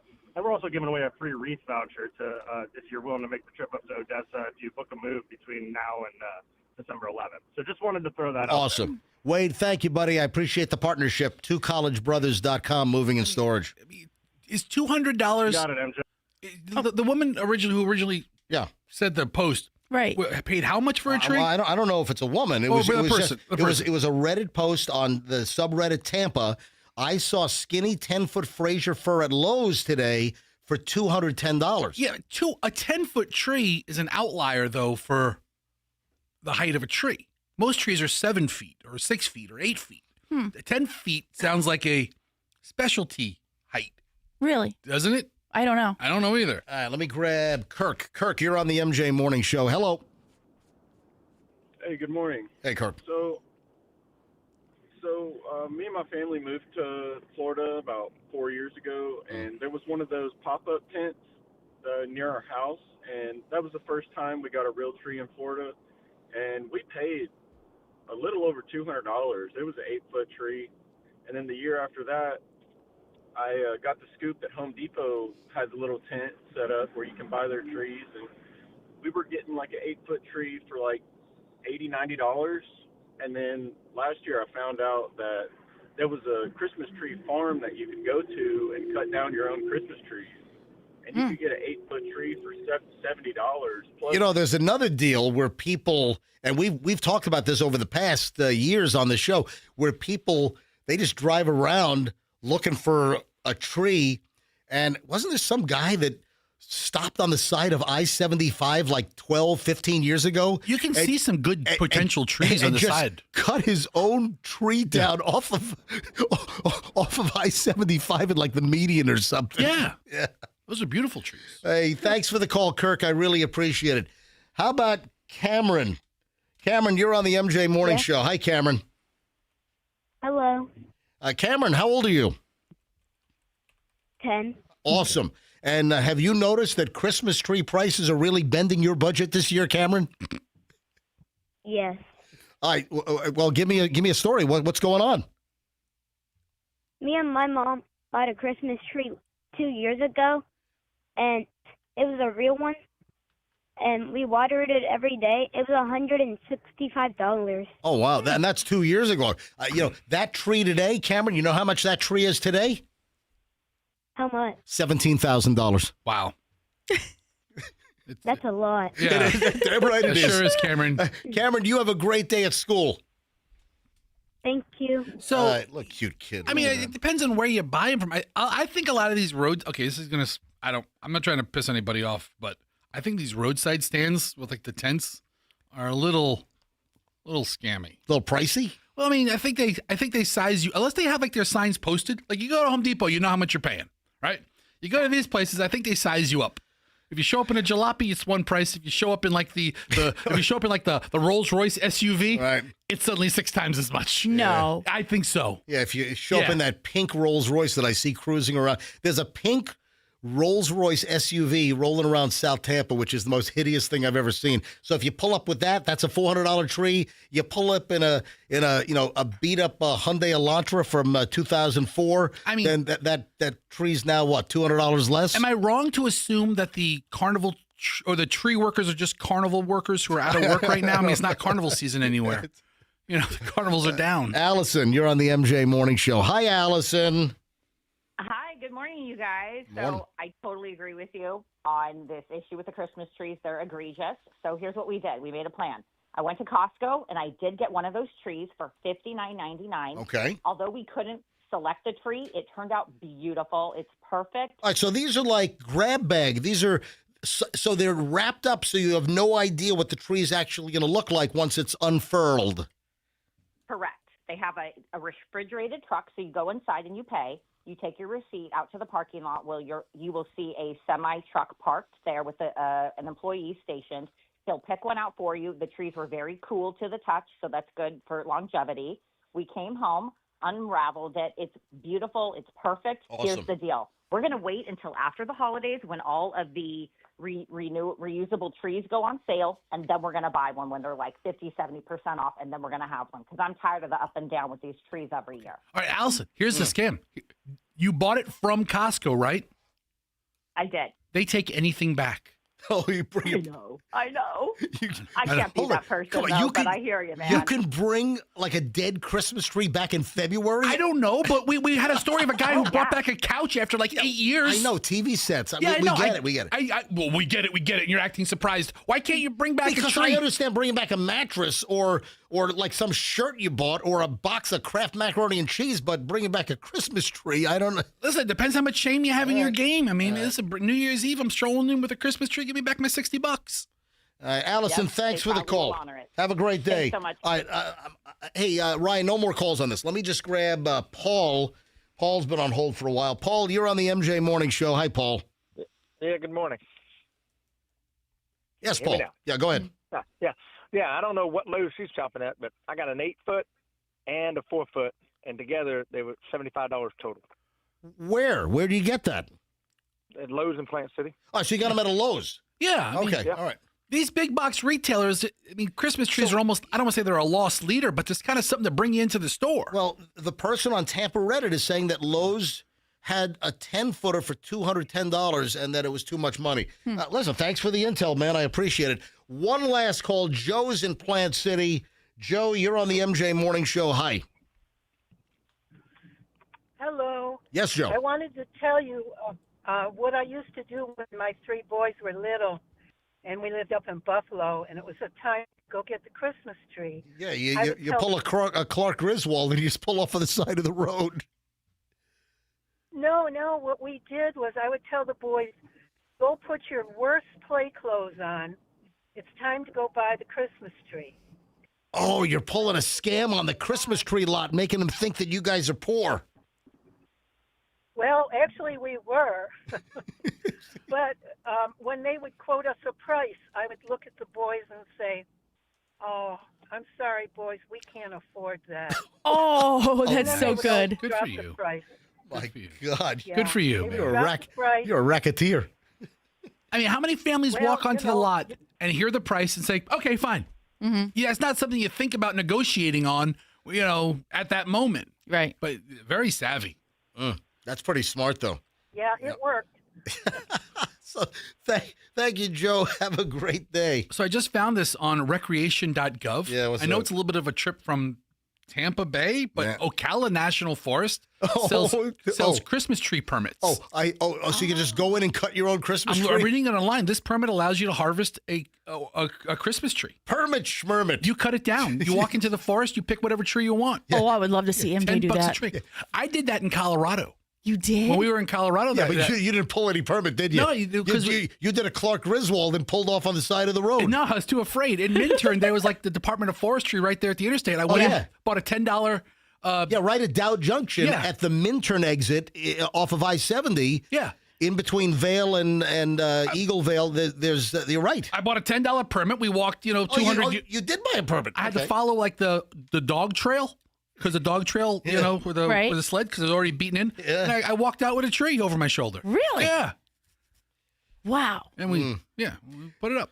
We had the Christmas party last night for Beasley Media Group at Derby Lane. You know what? It was a nice time. It was a nice. really nice. It was good to see everybody. And Nice little time. nice little time. Yep. I was in and out. The party was at 6. I think I showed up at 7. I was out by 7:12. I made a quick appearance, shook some hands, kissed some babies. Probably got COVID. Probably. I I felt like I had COVID this morning. My nose was running. I'm like, that damn Christmas party. No, but the Christmas party was nice, Yes. and Festa was there. I was there, but when I came back, Michelle did not go. So when I got back, Michelle's like, "How was the Christmas party?" I'm like, "Oh, it was great. It was very nice. It was tasteful, and I didn't have any food because I had cooked food at the house." And then Michelle brings up, "Hey, remember some of the Clear Channel iHeart Christmas parties when we used to work for the other company at the other station?" And Michelle brought up some Bring up a couple of the stories that you remember. Was there some hooking up going on between, Yeah. employees that there probably shouldn't have been hooking up? There were a couple of drunk hookups at some of the old Clear Channel iHeart parties. I mean, here's the deal. I mean, you got to the Christmas party at 7. Yeah. You were out by 7:15. Yeah, I was. This was the entire scuttlebutt. Did anybody have the number 6 token for my door prize? You know what? I think I gave it to yours. I stayed gave 10 it to minutes, you. 10 minutes after you, and I think I threw him in the elevator floor. He dropped him down the elevator crack. So, but everybody, MJ gets there, and I can hear people muttering, MJ's here. MJ showed up, right? And then 15 minutes later, MJ's gone, and I can hear, he left already? I was like, hey, why don't you be glad he showed That's up? him. That is him. In and out. Leave him wanting more. So, Michelle, what do you remember from some of the old company Christmas parties? I said to you, did anybody walk out of Beasley the Christmas party stumbling drunk and pass out in the parking lot and have some other coworkers find them and have to figure out, how to get them home? That was a true. Do you remember what year that was? No. Every year from 96. What year did it not happen, MJ? It was when the old company was Clear Channel. Yeah. Before they turned into iHeart, and there was it was a female salesperson and blonde hair, right? I think blonde, petite, long blonde hair, petite.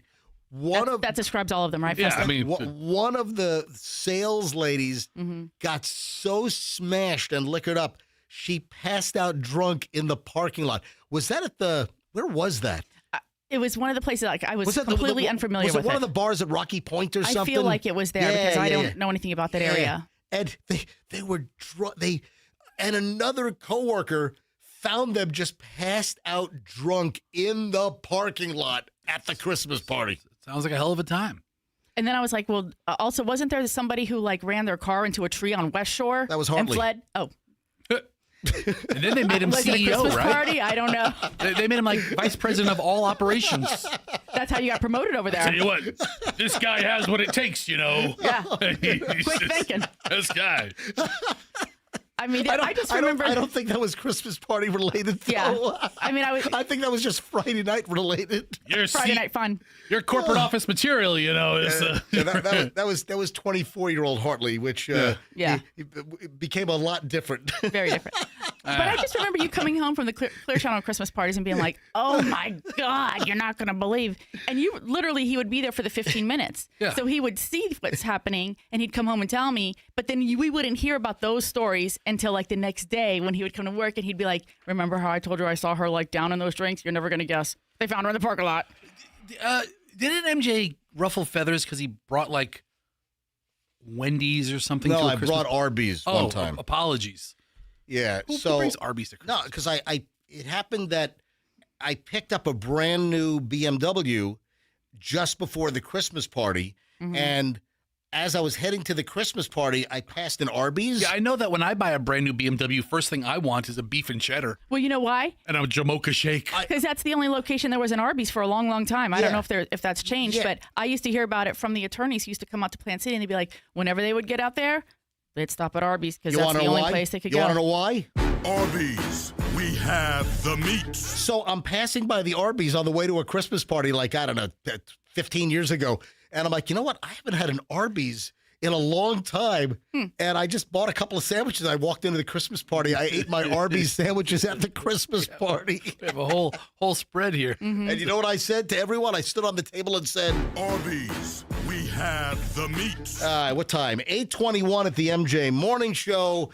I mentioned earlier we had to get into the latest on Jeffrey Epstein. Listen, this is not a deep dive, but man, is that picture that got released yesterday the creepiest freaking thing you've ever seen in your life? Oh, my God. That's pretty weird.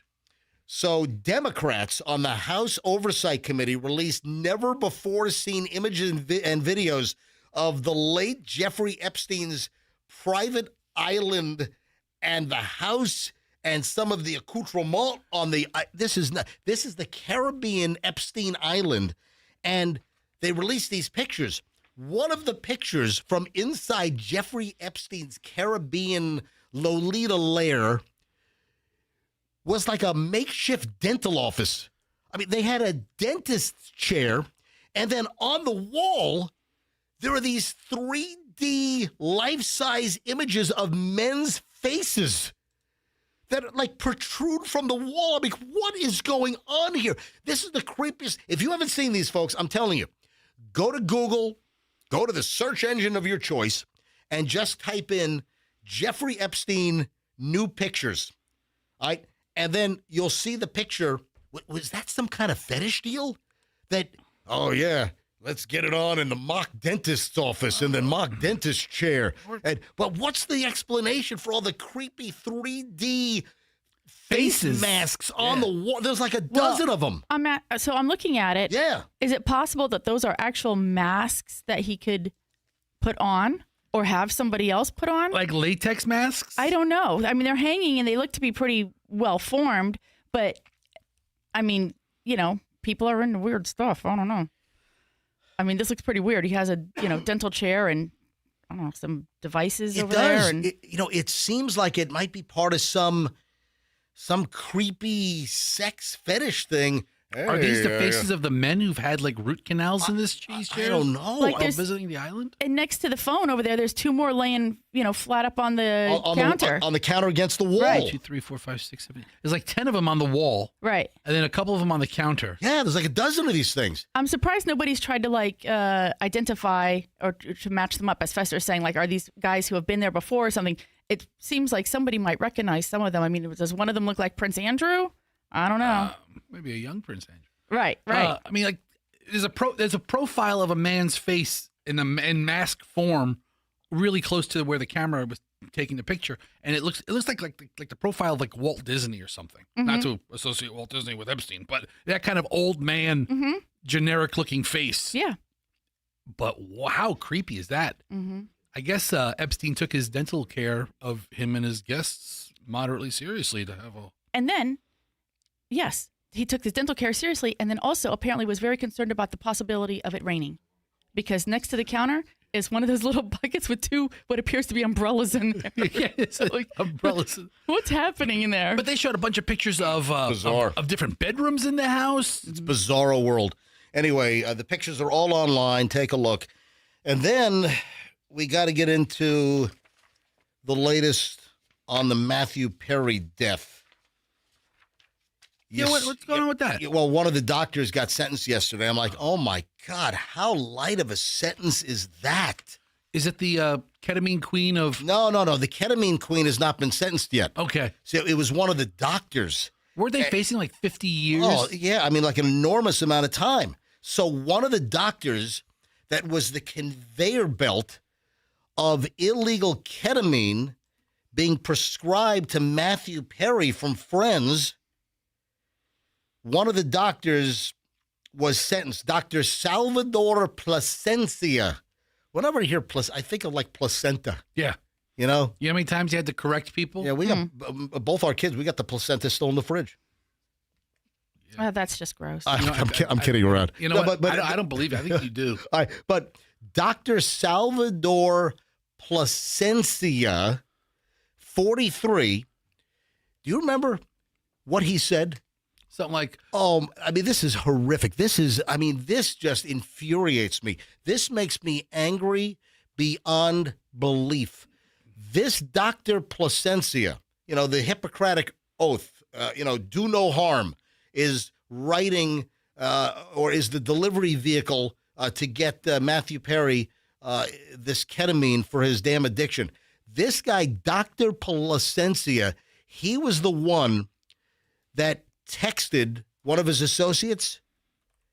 He texted him, I wonder how much this moron will pay. Let's find out. Because they were charged. Matthew Perry was so addicted to ketamine that he would pay anything. And he was getting extorted and paying ridiculously high price. Wasn't there a story that he paid like $25,000 for a couple of hits of ketamine or something? I mean, some ridiculous, inordinate amount of money. $57,000. Thank you. 50, even double, worse than what I thought. $57,000. And this doctor had a text that said, I wonder how much this moron, meaning Matthew Perry, will pay, and then let's find out. I mean, that is grotesque. So here's where I have a continued problem here. I don't know. Is that this Dr. Plasencia yesterday was sentenced by Los Angeles federal court judge Cheryl Lynn Peace Garnett to just 2.5 years in prison for his part in supplying Matthew Perry with the ketamine in the month which was prior to his death. It's already over 2 years ago. It was October 28th of 2023 is when he died. That's all. You know who was coming out of the courtroom? His father-in-law. Oh, from Dateline? Keith Morrison.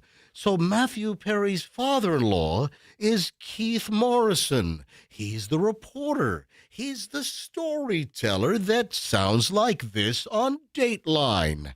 And then, in a horrific display, the texts were revealed. And that's when this doctor said, I wonder how much this moron will pay. Let's find out. I'm Keith Morrison. Yeah, so Keith Morrison is married to Matthew Perry's mother. So Keith Morrison was Matthew Perry's stepdad from Dateline. Oh. Yes, it's the guy that sounds like this on Dateline. I'm Keith Morrison. So, did he speak to cameras on the way out? He did. What did he say? You know, it was, I didn't pull the audio because Okay. I didn't think the audio was that good. Why, because you do a better impression of him than he does of himself? Yes. Oh, As a okay. matter of fact, that is correct. So he's the first. I'm Keith Morrison. I'm the storyteller, and I'm going to do my voiceover that sounds like this. As I come out of the courtroom after the murdering doctor of my stepson, Matthew Perry from Friends, was only sentenced to 30 months in prison. It's a light sentence for such a horrific deed. Hold on a second. Yes. You know how long prosecutors had asked for? Mm-hmm. Oh, they wanted like 15 years? Prosecutors had asked for 3 years in prison. Oh, that's it? Yes. I mean, it sounds like a light. What the hell? I mean, light would have been like 3 months. Those prosecutors suck. Well, okay, so this doctor did not provide the ketamine that killed Matthew Perry. Dude, he was one of the guys. If you lit a fire and committed arson at Central Perk, you'd get more time than that. Probably. But this guy's one of 5 defendants, and he's not the doctor who prescribed the lethal. If you grab Phoebe's ass, you'd get more time than that. I'll take every second of that. But the prosecutors were only asking for 3 years, so he got 2.5 years of that. So, yeah, it sounds light. It sounds like not a lot of time. But the prosecutors weren't asking for decades and decades and decades. He was right, because he was not, as you're saying, that the dealer who supplied him with the ketamine that actually killed him. He's not was the just big a supplier, fish. right? What? He was just a supplier for like 2 weeks before that, even where he charged him $57,000. So, but the ketamine queen, Michelle, she was more of the long-term supplier to Matthew. So there's a woman, and are you going to start talking like Keith Morrison from Dateline? The ketamine queen. The ketamine queen. Oh, Hollywood. So the ketamine queen is another defendant. The Dr. Placencia, who was sentenced to 2.5 years yesterday, he was one of only 5 defendants to be sentenced. 4 others, including the ketamine queen, are still set to be sentenced. Her name is Jasveen Sangha. Right. Am I the only one that thinks of the Billy Ocean song every time you say ketamine queen? Yeah, we did that. I know. Yeah, ketamine queen. Huh. What's the next line of that? Caribbean queen. I don't even know. It's a great song, but that melody always comes to my head every time you say ketamine queen. Whenever I heard ketamine queen, same thing. Billy Ocean. Billy Ocean. Caribbean queen. Ketamine queen. I think we even played the excerpt last time. Why doesn't Billy Ocean do another tour and just break out the ketamine queen version? Billy Ocean expired. Is he dead? Billy Ocean's dead. No, shut your face. Go look it up. Billy Ocean, not only Caribbean queen, but what was his other humongous hit? Get out of my dreams, get into my car. Get out of my dreams. MJ. Get into my, was it? No, Schmuck face. Get out of my car, get into, no, it's get out of my car. Get out. What the hell's the, I don't even know Get the out lyrics. of my dreams and get into my car. Right. Billy Ocean, Ocean, He's 75 years old. He's alive and well. Oh, he's not dead. No. Oh my gosh! Did you see him on the Wikipedia page? Wow, what a difference! He's an older man. I thought Billy Ocean was dead. He looks like he's back to his Jamaican roots, maybe. I thought he was hanging with Matthew Perry. Looks like he's a Caribbean king in some of these more later photos of him. Yeah, he's got a Jamaican, Yaman knit cap on. Good for him. I think he might have you know what? He's sporting all kinds of dreads these days, I think. Yeah, so I apologize to Billy Ocean. Bill, you said it with such impunity. He's dead. I'm thinking of somebody else then. All right, so Bob Marley's dead. So Billy Ocean is not dead. No. My apologies to Billy Ocean. Is he even touring anymore? I want to see this guy. He's on my bucket list now. I got to grab some calls here. Yeah, a lot of people are complaining about static and the signal today, and I do have a definitive word from our engineers. Let me grab Mike in Newport Richey. Mike, hi, you're on the MJ Morning Show. Yes, MJ, you need to get your lawyer because they're taking up some of your space, you know what I mean, on the radio. It's a Spanish station out of Naples, Yeah, so hold on. Here's the deal. So for all of those that are experiencing a bad signal today, it's atmospheric. So I did text our engineers earlier today, and our engineers say there are lots of atmospherics going on today, and all of the stations in the Tampa area are being affected because of the thermal inversion. It's cooler this morning, so You are right on it. You are right on. I live about a mile from an elementary school. Yeah. And now you can hear kids' names traveling more, I guess, because of either lack of humidity or whatever. But I'll listen to you on iHeartRadio. Yeah, I just wanted to pass that out to you. And we know. So, if you're hearing static today, it's affecting all of the Tampa FM radio stations because of atmospherics. But listen, I appreciate your diligence. I appreciate you calling in. Hang on, Paul's in Plant City. Yeah, Paul, we know it's atmospheric. So are you able to hear us, or it's just staticky? Yeah, so it comes in, but it's staticky, and you start to hear overlapping radio stations from other places. Yeah, so it's called thermal ducting and inversion, and it can cause weird things, and more distant stations can come in and override. It's weird. See. Yeah, so we know what's going on. Paul, thank you, buddy. I appreciate it. Oh, Brandon has a Matthew Perry comment. Let me grab Brandon. Hi, Brandon. You're on the MJ Morning Show. Hi. Hey, how you guys doing? Good morning. Doing well. I happened to write you guys an email, I think, about a year ago when, you guys were still talking about Matthew Perry. But I tell you what, that guy is still reigning supreme as playing the victim. This guy, I'll probably upset a lot of people. He was let's just use the term, a skid mark on the other underpants of society. Hold on, you're calling Matthew Perry a skid mark on the underwear of society? Please explain yourself. Oh yeah, this guy is the definition of playing the victim constantly. If you guys ever looked into, doing before I speak out against a guy, you do your due diligence to kind of,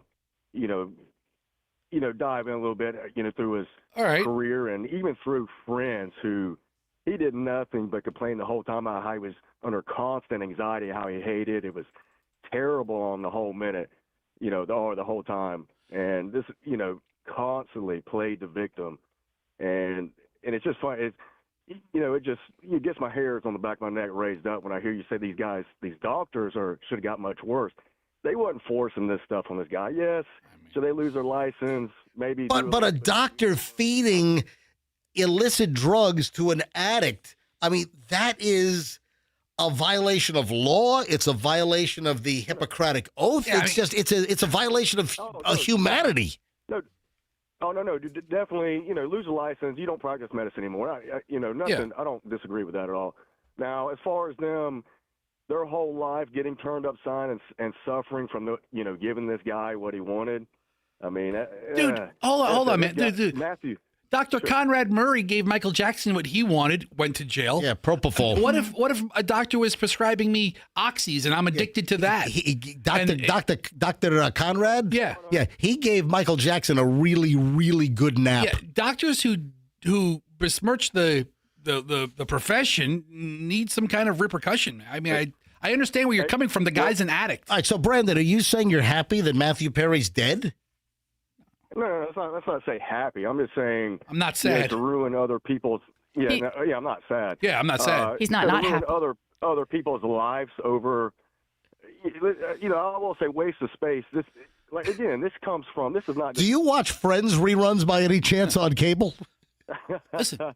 Yeah, and I fast forward through the Matthew. Oh my God! Part, All right, get out of here. No, the point. Have a nice day. The point he has, which to a bigger point, and I believe this: when you associate yourself in any way with somebody with a really addictive, a really big problem, there's a lot of collateral damage. All right, so Enrique's on line 2, and Enrique has a counter to the previous caller. Enrique, you're on the MJ Morning Show. Hello.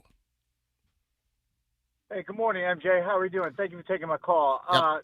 Yeah, I just can't believe somebody is so heartless to say something like that. Yeah. He's an addict. Millions of Americans are addicts.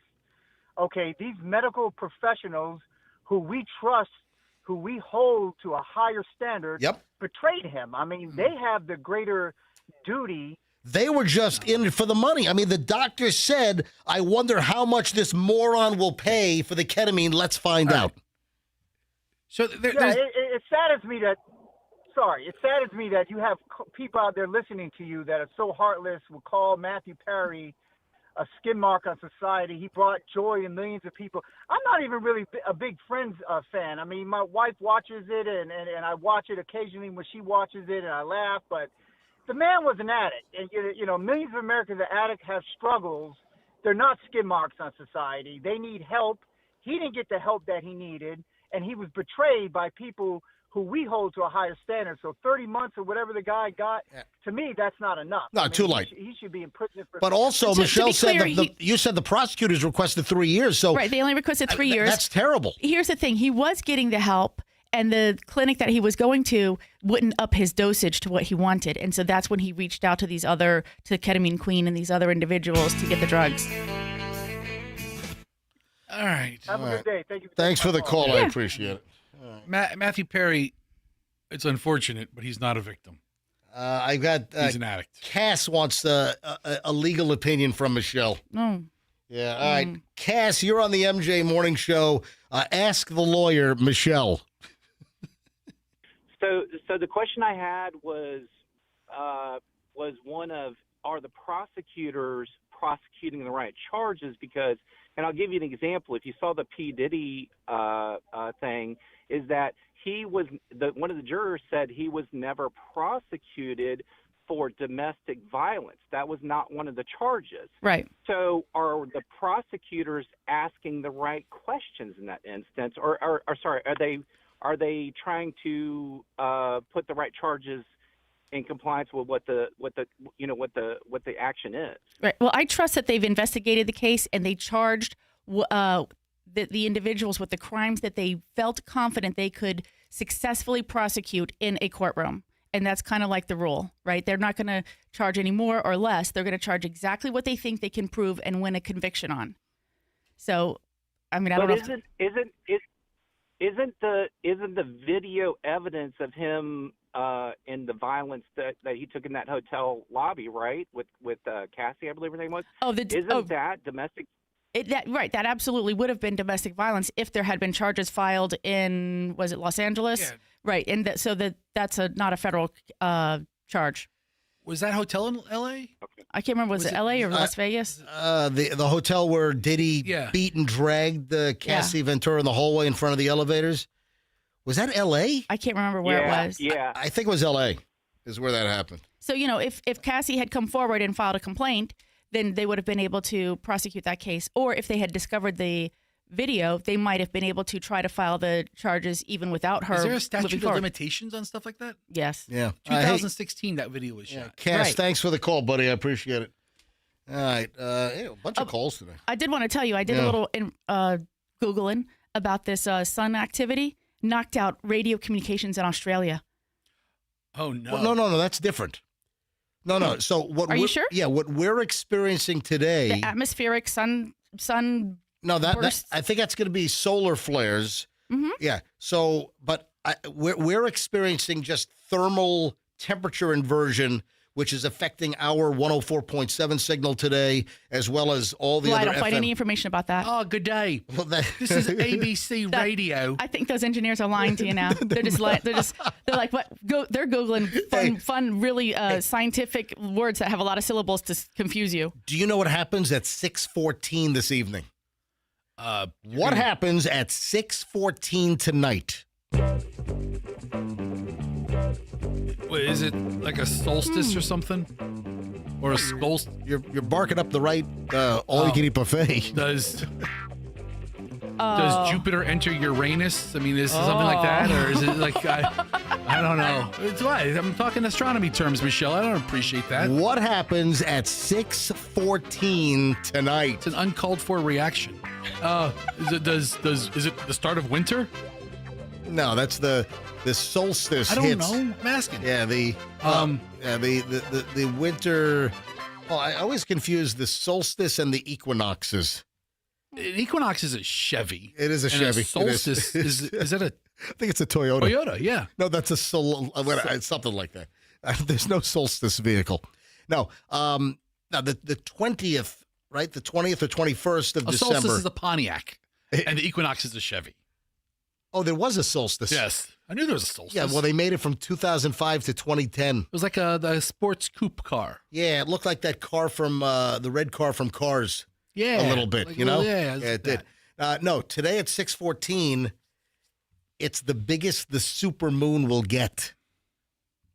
Oh, yeah. So this is the last super moon of. I just thought of something terrible. I'm gonna moon the super moon.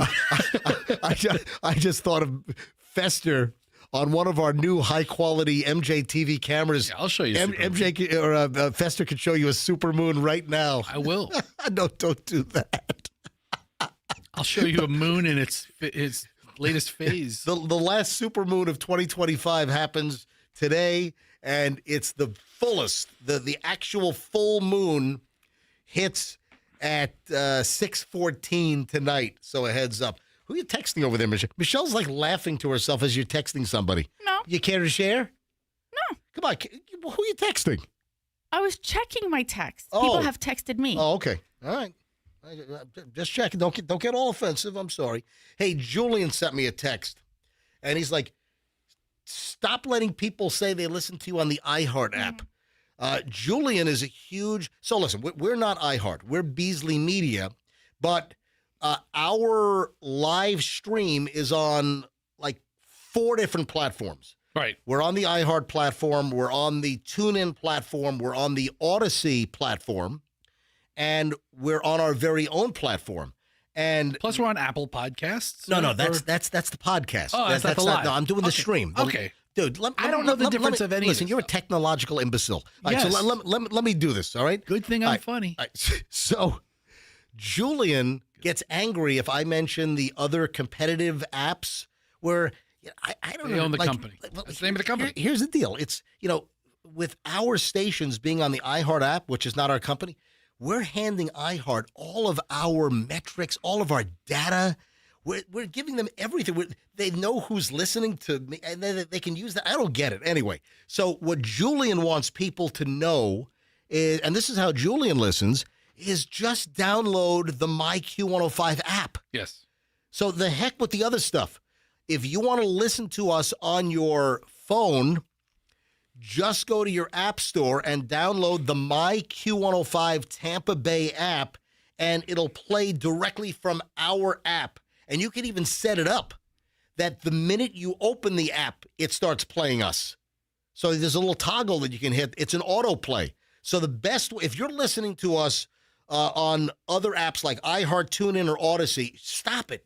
Just go download the MyQ105 app, Tampa Bay, and you can listen to us streaming live on your phone via our very own in-house internal app. And Julian's a big proponent of that. He's like the biggest advertiser of using that particular app. I got a lot of stuff to do here. 8:47 at the MJ Morning Show. Man, the phones just won't stop today. Yeah, they wouldn't have stopped yesterday if you would have had them. And hang on a minute. Let me go back to phones. Josh wants to talk about the 55 mile per hour speed limit change, which is going to hit the Howard Franklin Bridge late on Sunday into Monday morning. Okay. Hi, Josh. You're on the MJ Morning Show. Welcome. Hey, good morning. Hey. So I heard about this change yesterday, and I drive on the Howard Franklin twice a day. Yep. So I got in the slow lane yesterday, set my cruise control to 55, and I kid you not, I probably caused almost 8 accidents. I'm telling you, this is a massive mistake. It's good. It's bad. Yeah. Attention, FDOT. Seriously. Attention, Florida Department of Transportation. By lowering the speed limit on the Howard Franklin Bridge, north and southbound, you are going to make matters worse. Listen, I had a Pinellas County deputy clearly heading from his home in Hillsborough County to work in Pinellas County this morning that passed me driving one of those white Pinellas County marked Suburbans doing at least 90 miles an hour. That's a cop doing 90. I'm telling you right now, you're 100% right, Josh, that the 55 mile per hour speed limit, that's going to cause more accidents on the Howard Franklin Bridge. I think it's a grievous mistake. Well, there will definitely be more accidents, 100%. Yeah, because you know how many people are saying... Drive 55 song. Well... You know who that is? No, I have no idea who that is. That's Sammy Hagar. Is he talking before he's actually singing? No. I have this just fits in perfectly. I'm glad that he called in. Hold on. Where's my, here's my audio bite. Here it is. 55! Yeah. So 100% right. Hey, listen to what I'm about to play, okay, Josh? Okay. All right, Thanks, Josh. Turn your radio up if it's working today. All right. So, no, that was Sammy Hagar. And... Is this like the recording of them talking before they recorded the song? No. Listen. Drive 55. I can't drive 55. All right. So he has a story. This is kind of interesting.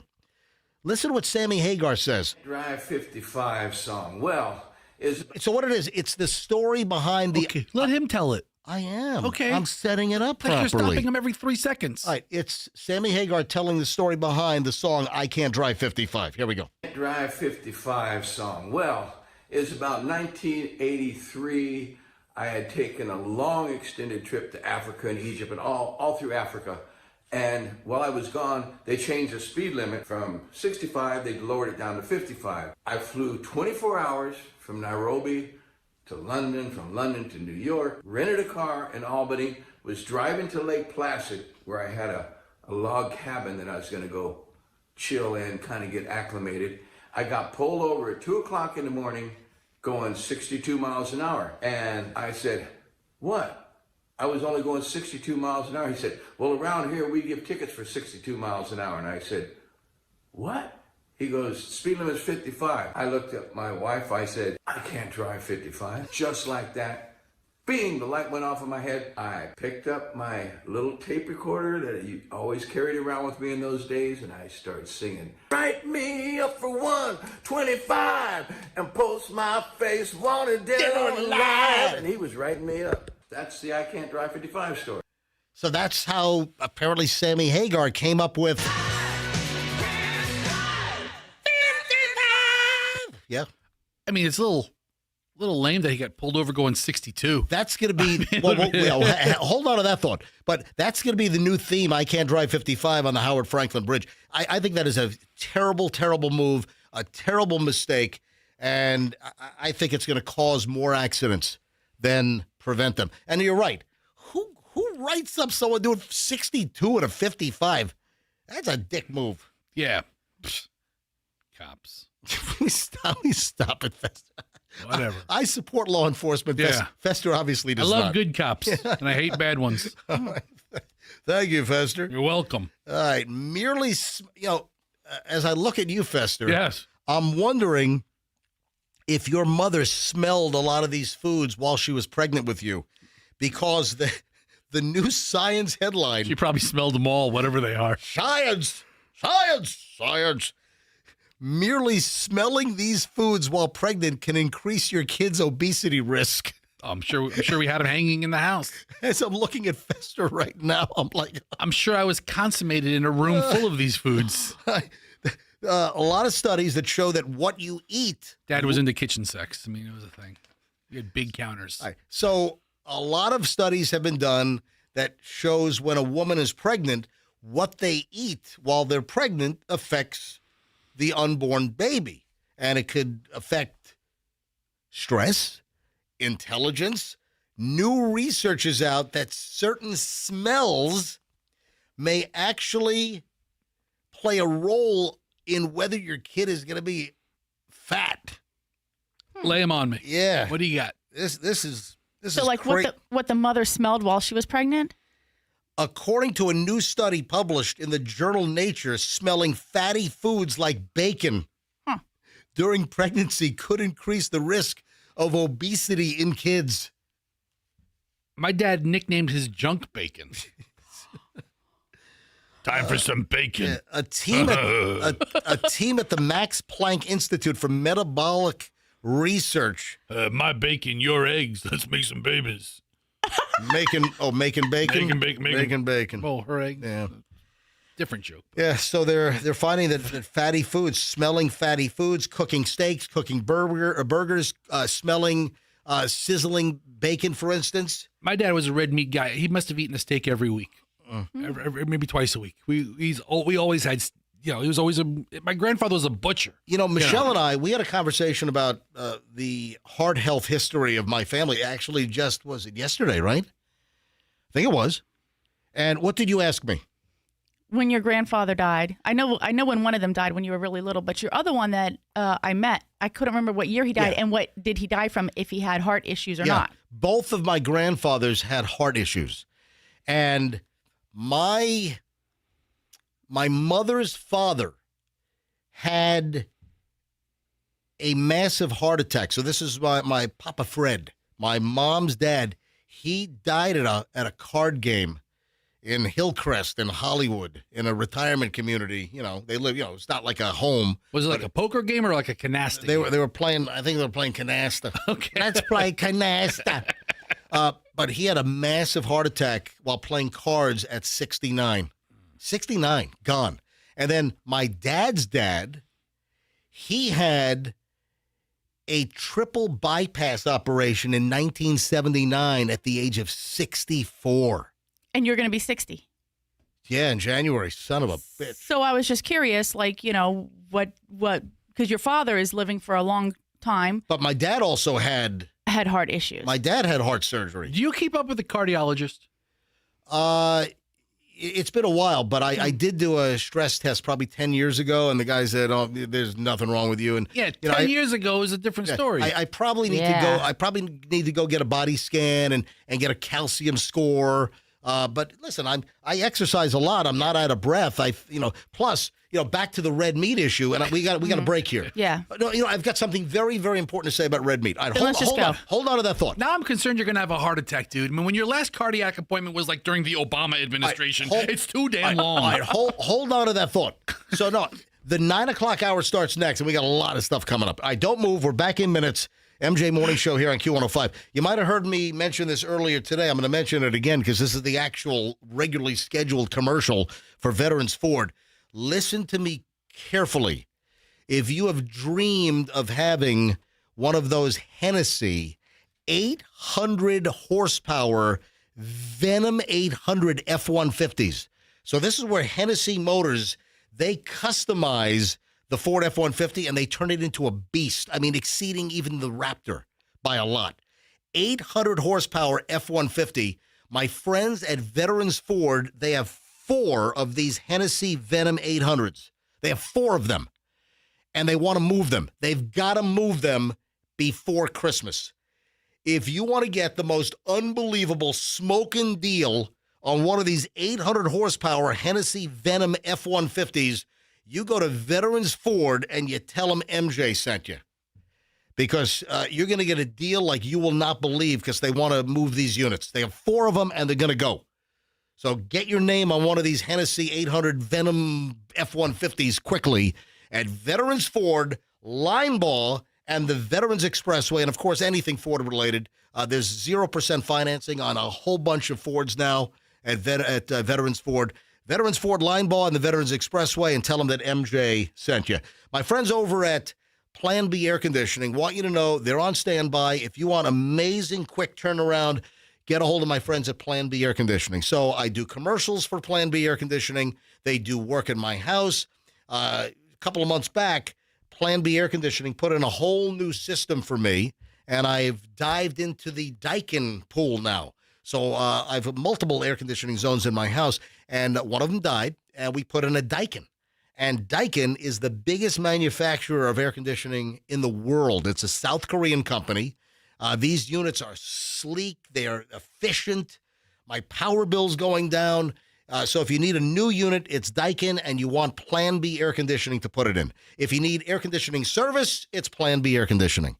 Mention me, MJ, get 10% off. If you have any air conditioning problems, you need a great service company, planbairconditioning.com, 813-PLAN-BAC, and tell them that MJ sent you.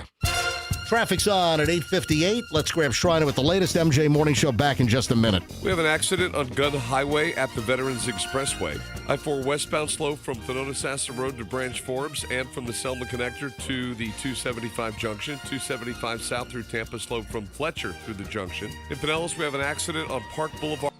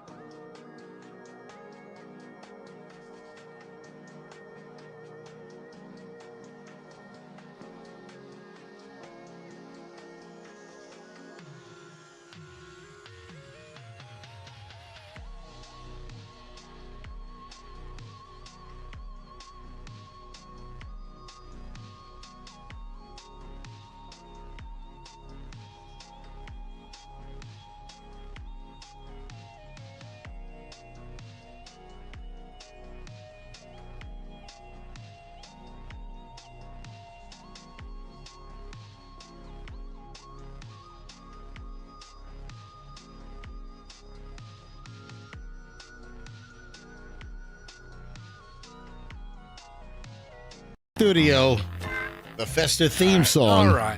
And if you notice, I also used that music on my latest Instagram post for the Schmuck Chair.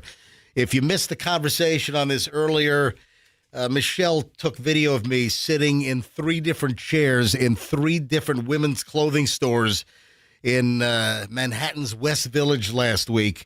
And, of course, the stores or department stores that have the chair in the ladies' departments or these women's boutiques, the chair where the guy sits, if the guy's dragged along on the shopping trip, the chair where the guy sits is called the schmuck chair.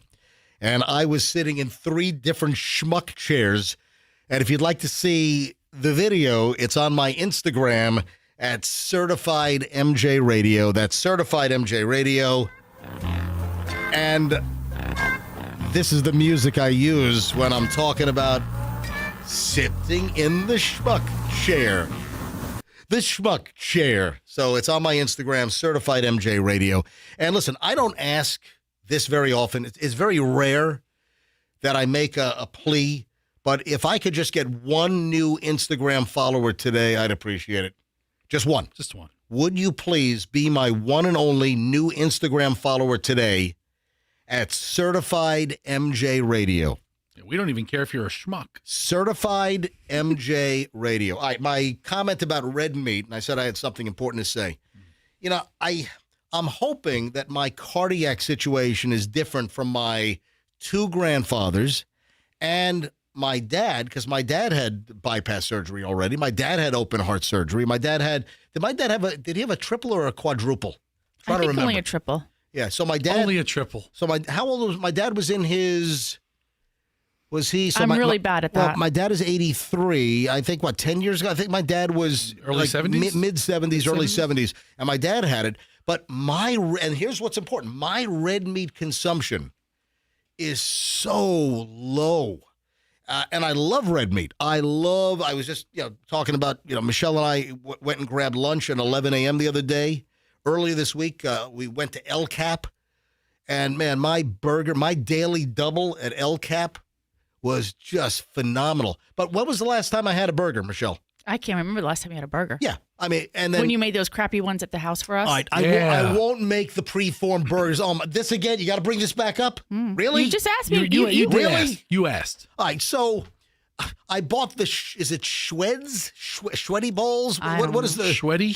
Schwed. It's the Schwims, Schwab, Schwoobs. It's these high quality preformed patties that they do sell at Publix. And it's like Schweddies, Schwebers, Schwede? Schwede and Sons. So, and Michelle didn't like it. It wasn't just me, it was the kids. Yeah, the kids didn't like it either because typically I buy good 80-20. And you got to, if you're making burgers, folks, do not buy 90-10. Not good. You want 80-20 at a minimum. If you can do 75-25, that's even better. You gotta have the fat. Fat's flavor. Fat is flavor. I've been telling that to every woman I've met my whole life. I could lick Fester's belly right now, and it would taste like the best smorgasbord of all time. Listen, you could start there. Fat is flavor. All right, so I want that on my tombstone. All right, so here's the deal. So I bought the prime burgers, the Schwed & Sons. I'm gonna get a tattoo that says that. But listen, it's good quality stuff. But the family didn't like it. They're like, why didn't you just buy the 80-20, loose ground beef and form your own patties? So, man, I'm not hearing the end of it. So then they even turn on me. It's like, we're never letting you make hamburgers again. It's like, what are you talking about? I didn't take a shortcut. Yes, you did. That's called a shortcut. You bought prefabbed burgers. Michelle, it's just as easy for me to grab the clump and make a patty. Then why didn't you? Because I guess I succumbed to some friends and family that say, you got to try the Schwed & Sons burgers. Anyway, bottom line is the meat really good quality in it? Yes, but for some reason it just didn't have the same, zinger-zanger as my hand-formed 80-20 patties. Anyway, the bottom line is I love steak. I love a delicious USDA prime, well-marbled ribeye. Decent porterhouse. Ribeye's the best, though. The best steak you can get is a high-quality ribeye, Delmonico, same thing. But, I don't eat it very often. I mean, when was the last time I had a steak? A month ago? I can't even remember the last time I had a steak. So I had a steak maybe a month ago. I had a steak, and I love red meat. I just don't eat a lot. My question is is that going to be beneficial for me in a lineage of heart issues with my dad and my two grandfathers? Am I helping my case out by, I mean, they ate cows a week. I mean, that was back in the day. Oh, my God. Did they really, though? They ate red meat non-freaking stop. We gotta go to the butcher shop. Right? Yeah. But here's my concern. Yeah. I feel like you're pinning your whole like heart condition and whether it's going to be healthier than your grandparents and your dad's on this one thing, the red meat. And I feel like, there are other things you should There's be or other could genetics be doing. Yes. that you should be concerned about. Right. It's not just like, oh, I'm going to cut out the red meat, so I'm not going to have a heart attack or I'm not going to have a heart condition. I think there are other things that could, Healthy and fit people drop dead all the time. Yes. Oh, listen, I remember there was a runner. There was a runner by the name of Jim Fix. And this dude was thin, healthy. He wrote runner books. His name was Jim Fix. Now, I was never like a recreational runner. I knew Jim Fix because he wrote this really good puzzle book. Oh. Back when I was a teenager. And I had his puzzle book. And then I heard that the guy dropped dead of a heart attack, but his real claim to fame was he was this fit runner. Jim Fix. Look him up. Okay. I'll take your word for it. Listen, it's true. We hear about people that appear to be in good condition and then, That could be you. Dude, my old man. were you wishing that? No, I'm just saying you need to. You're looking to cash in? Get me out of the picture? Like Fester said, you need to have the scan done and your blood work done and all of that other stuff because there could be something else that is a contributing factor. Are we at the point in our marriage where you get half? She gets all. Listen, you kick that bucket. She gets all. This 31 years of marriage, does that give you half at this point? Sure. I don't know what to say to that. You know honestly. What do you mean? Listen, would you be happy if you got something to tell me? Would you be happy? You said that to me earlier. You got something to tell me, buddy? Hold on. Say it again. I forgot. Why don't we get him with somebody who'll give him a heart attack? You want a heart attack, You know pal? what? We'll get you a Guess heart what? attack. That is anybody else but Michelle. Listen, no, my old man he had a job and they had a cafeteria and there was like this guy that always ate salads and he would jog on his lunch break. Oh, Mr. Healthy. And he would like poke my dad in the gut and be like, hey, and, it's just all men, but they're kind of joking around. This guy was super healthy. And that guy dropped dead first. Friday, work's over, everybody goes home. Saturday morning, guy drops dead in near his house in Hicksville. Wow. And my dad's like, yeah, listen, there's nothing for you. Yeah. Right? Yeah. Healthy people drop dead all the time. You got to get checked.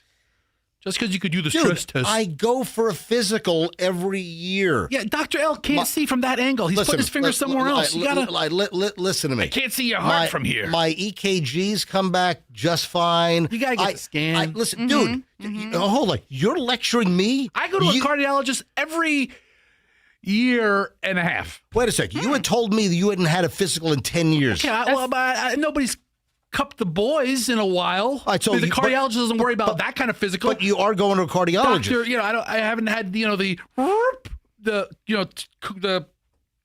nose chin press. Yeah, that's the prostate check. That's the prostate check. Yeah, I got one of those. I haven't had one of those in a long time. If you don't know what Fester's talking about, and obviously this applies to men. Dude, Dr. L, man. Yeah, so this applies to men that when you get your prostate checked with the finger glove, that the prostate, a healthy prostate, should feel the same as if you take your finger and press the tip of your nose. It should have that same kind of cartilagey, the spongy feel. Soft feel. That's a healthy, compare, your prostate check to weigh don't touch it has nothing to do with your chin. No, it does. It's your nose tip. This is the unhealthy prostate.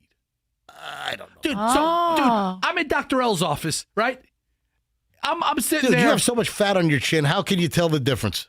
I'm telling you, you can feel a bone. I'm looking over. I kind of peek around, which is the worst thing you want to do at that moment. And he's like pressing his nose and he's pressing his chin. I'm like, why are you touching your face? While the other hand is, and he's like, this is a healthy prostate. This is an unhealthy prostate. All right, Michelle, are you caught up on your Stranger Things final season yet? No. So you only watched the first episode and a half. So why didn't you start watching more yesterday? You know what? I got caught up into CNBC and, other things. The reason why I'm bringing up Stranger Things again. Yeah, tell me. The Duffer Brothers are being very clear about how you must watch Stranger Things. You know what's really pissing them off? Oh. The Duffer Brothers, Yep. they're the ones that created Stranger Things. Yeah. I guess I've seen, I don't think I saw any of season 4. Did I? Oh, no, I guess I did. I think I was force-fed season 4. Listen, I was interested in Stranger Things for like a season and a half, and then it just kind of got a little old and repetitive for me.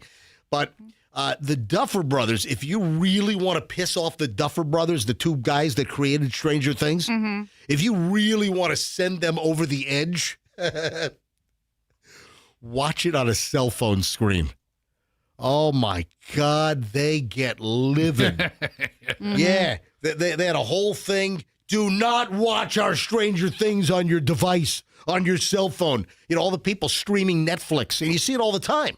You see it on airplanes. You see people they're just watching their phones, watching streaming shows on their phones. And they're saying, don't dare. If the Duffer Brothers, the Stranger Things creators, if they see you watching their show on your phone, they will grab your phone and smash it on the ground. They will spike it like an end zone football. Yeah. Here's what they say. They say you have to watch it on a big TV. And listen to this. They're even giving you advice on what settings you should have on your TV. I mean, these guys are so into their craft Oh, they that are. they know how they want it to be displayed. And I respect that. Let me tell you something. Yes? When we were touring schools with Julian Yes. for film school. Oh, that's right. They went to all love to tell you who was the famous person. So when you go to UT, they're like, Matthew McConaughey, graduated from there. Not University of Tampa. Right. University of Texas. All right, so And here, hold on one second. So Julian and Michelle, how many film schools did you guys visit? 15 or 16. They went all over the country for like 3 weeks visiting all the film schools. And like NYU was like Julian's number one pick, but it was like, oh, there's no way that Julian's going to get into NYU Tisch Film School.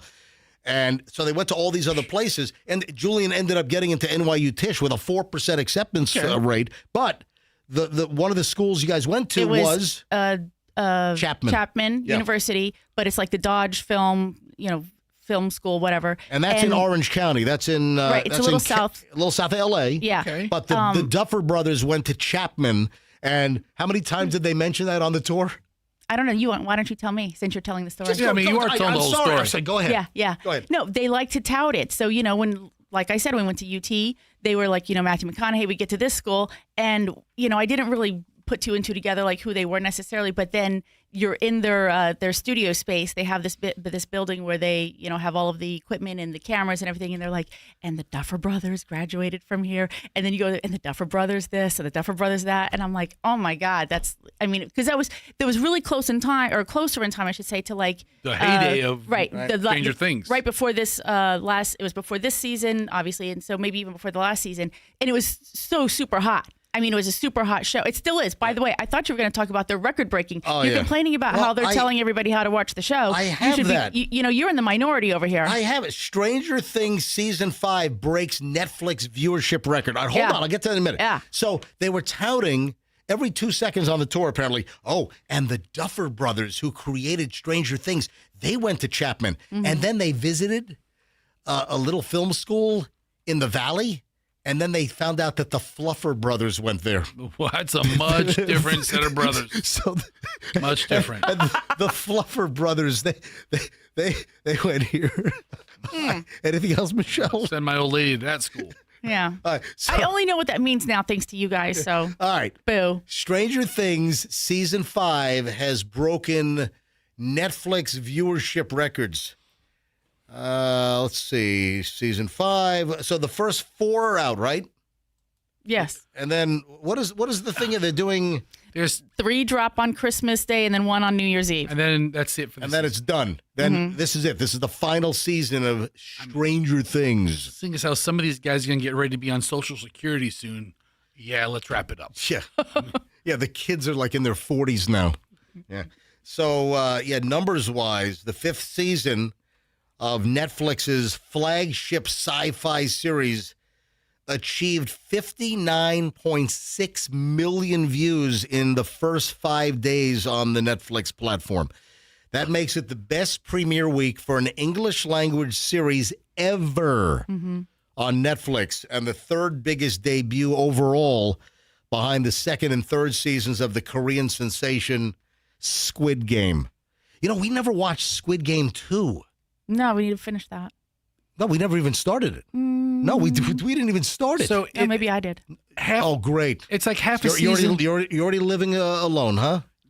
You're already living In away. my mind. Already living away from me, huh? I think Squid Game season 2 came out with half a season, then they took a hiatus, and it came out with another half. Yeah, season. we watched the first one, which was new and fresh, but I mean, I guess I wasn't compelled to have to rush and run and see Squid Game season 2. Did you watch that, Fester? Squid Game? Yeah.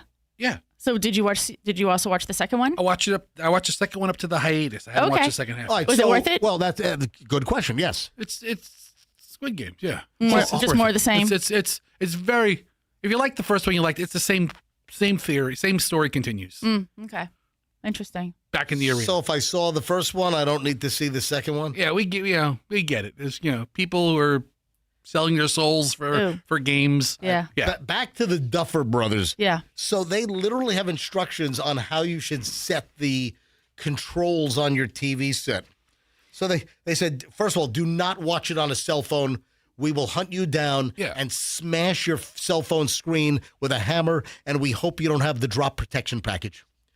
All right? I hope you don't have a screensaver. Yeah. We're All gonna right. crack your screen. So the Duffer Brothers, they put out like a PSA on Instagram, and they said a little PSA before you watch tonight. Go to Instagram. Go bring up the Duffer Brothers. Let's try to. I meant to pull this and I didn't. I'm sorry. Michelle's going to yell at me. Why didn't you have the audio ready? Because I forgot. Okay. All right. Go to Instagram. Bring up the Duffer right there. It's the second Ross one. Duffer? No. The Duffer Duffer Brothers? Yeah. Go find that, and then we need to find. Yeah, that's them. Where's the PSA on how to watch? I don't They know. put it on Instagram. Hold on. These are all Oh no. clips. Go to the last thing they posted. No, this right one? there. Yeah, that's probably it. Let me see. Let's see. Oh, that's just a freaking T-shirt they're selling. Yeah. They're trying to sell merch. Where the hell's the video? I don't know. Yeah, so they shot a video. I can't find the damn video. I don't know if this is even their site. So they said a little PSA before you watch tonight. Duffer says in the video, I want to make sure that your TVs are set up properly. And then the Duffer Brothers go on to explain that TVs are different and will ultimately have different displays. He first navigates viewers to settings. So he goes on like his own TV and brings up the settings button. And he's showing people, hey. So he goes to settings, he goes to the picture mode, and then he goes to the expert controls. He encourages fans to turn off all the expert controls. All right, this is getting really nerdy. I don't need to know the controls for my TV. Yeah, on his TV, I'm going to watch it however it comes up on Netflix. He shuts off dynamic contrast. I have dynamic contrast. I'm keeping it. He cuts off super resolution. I have super resolution. I'm keeping it. He shuts off edge enhancer. He shuts off the color filter. Again. And he says that is extra garbage that you just don't need. What I don't need is this tutorial on how to watch TV. Let me tell you the one thing I've been doing successfully my entire life. Shut it off! Watching TV. Shut it down! While eating. There's like three things I could think of that I've been doing flawlessly my entire or almost my entire life. Watching TV right. and eating and being sedentary. Beating was... Is there anything else? Yeah, there's one thing. And I thought you were going to say beating instead of being. And I was going to say you were right. All right, we stop. I've been doing that like a pro. Stop. 9:20 at the MJ Morning I can do Show. a TED Talk on that. Stop. Welcome to my TED Talk, everybody. All right, 9:20 at the MJ Morning Show. When we get back, it's the final chunk of the MJ Morning Show. Speaking of movies and entertainment, Michelle, do you find the Quentin Tarantino top movie list? You find that interesting, fascinating? Yeah. Yeah. So Quentin Tarantino put out a list of his top 20 movies of all time. And I like him as a filmmaker. I mean, most of Quentin Tarantino's stuff I think is just phenomenal. Yeah. You know, Django Unchained, Once Upon a Time in Hollywood. I mean, just phenomenal movies. And what do you think Quentin Tarantino thinks are the best movies of all time? Hang on, get to that and a whole lot more. The final chunk of the MJ Morning Show. Oh, and the drunk raccoon. I got to get to that today because I didn't get to it yesterday. That's hysterical. You know about the drunk raccoon? Nope. Oh, I'll tell you about the drunk raccoon, too. A lot of crap next on the MJ Morning Show here on Q105. Are you angry at me? Are you giving me the business over here? Me or him? Her? No, you. No. You asked me if I knew the No, drunk raccoon? you're giving me the I answered you nope. All right, nope is a perfectly acceptable. Giving me the tude. You gave me a yes/no question. I said nope. All right, back in a second. Don't move. MJ Morning Show here on Q105, 104.7 FM. There are phenomenal lease deals at Genesis of Tampa right now. There is phenomenal news, ladies and gentlemen. You have a Genesis option now in Hillsborough County. It's Genesis of Tampa. They just opened up a couple of months ago. There was a time where there was no Genesis dealer in Tampa, and now there is. So test drive, lease, buy, get your Genesis that you already have serviced at Genesis of Tampa. Hey, it's going to be a lot more convenient for a whole lot of folks. The Genesis vehicles look great. I mean, the styling, the design, I mean, they look like they're twice as much as they really are. I mean, because you want to know why? Let me give you a little inside tip. So Genesis stole away one of the top designers from Bentley and hired them away to design their Genesis vehicles. People love them. So if you want a great Genesis experience, folks, it's Genesis of Tampa at 275 in Bears.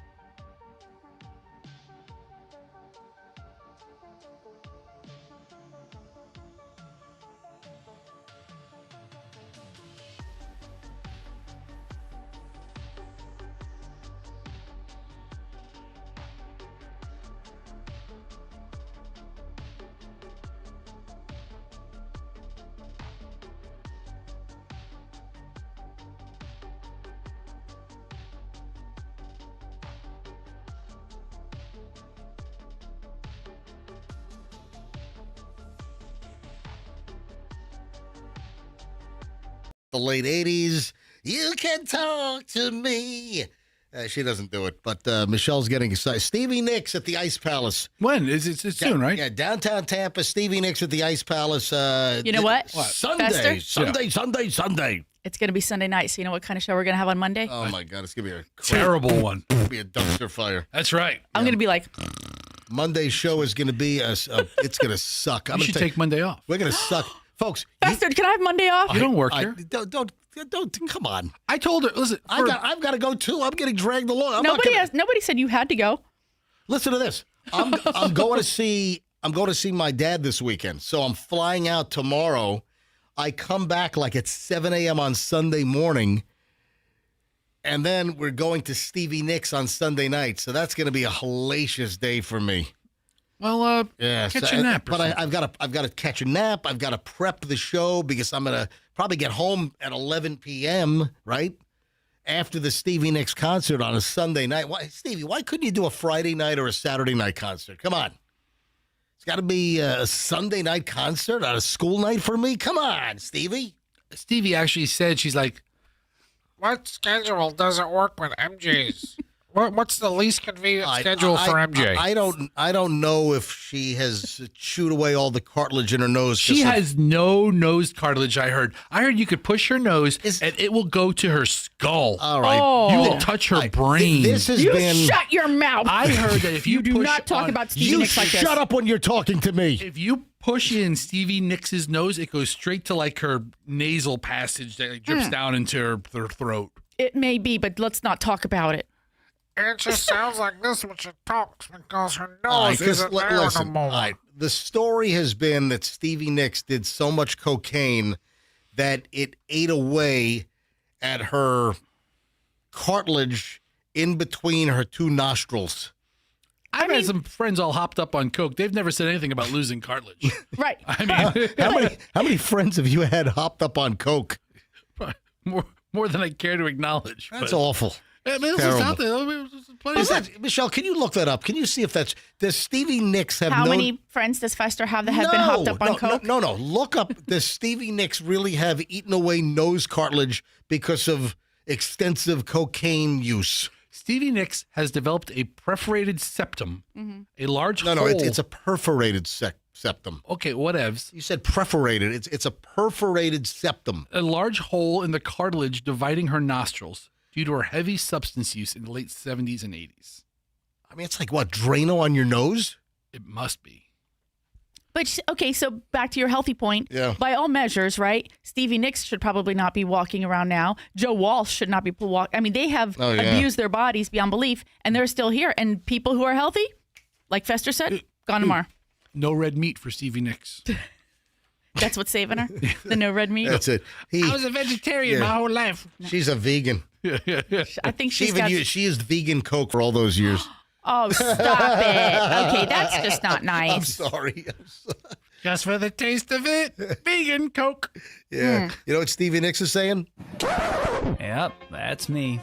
You're probably wondering how I ended up in this situation. Yeah, with like no separation between my nostrils because I was snorting most of Pablo Escobar's supply back in the 70s and 80s. Sounds like it was a good time. They were successful. Moving on to Quentin Tarantino. Yeah, man. I like him as a filmmaker. There's only like a couple of things that he did that I really didn't like. Like that double feature thing, I thought blew chunks. The 2 Kill Bills? No. What's wrong with you? Kill Bill 1. What was the double feature? I don't remember. Dude, Kill Bill Volume 1 and Kill Bill Volume 2 are phenomenal.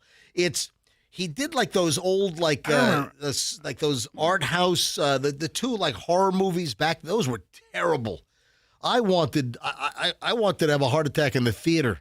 It was so Michelle, we went to see, what was that? Yeah, it's what was that called? Death Proof. Yes, and Grindhouse. And Grindhouse. Yeah. Right. Oh, I hated those. I thought those were terrible.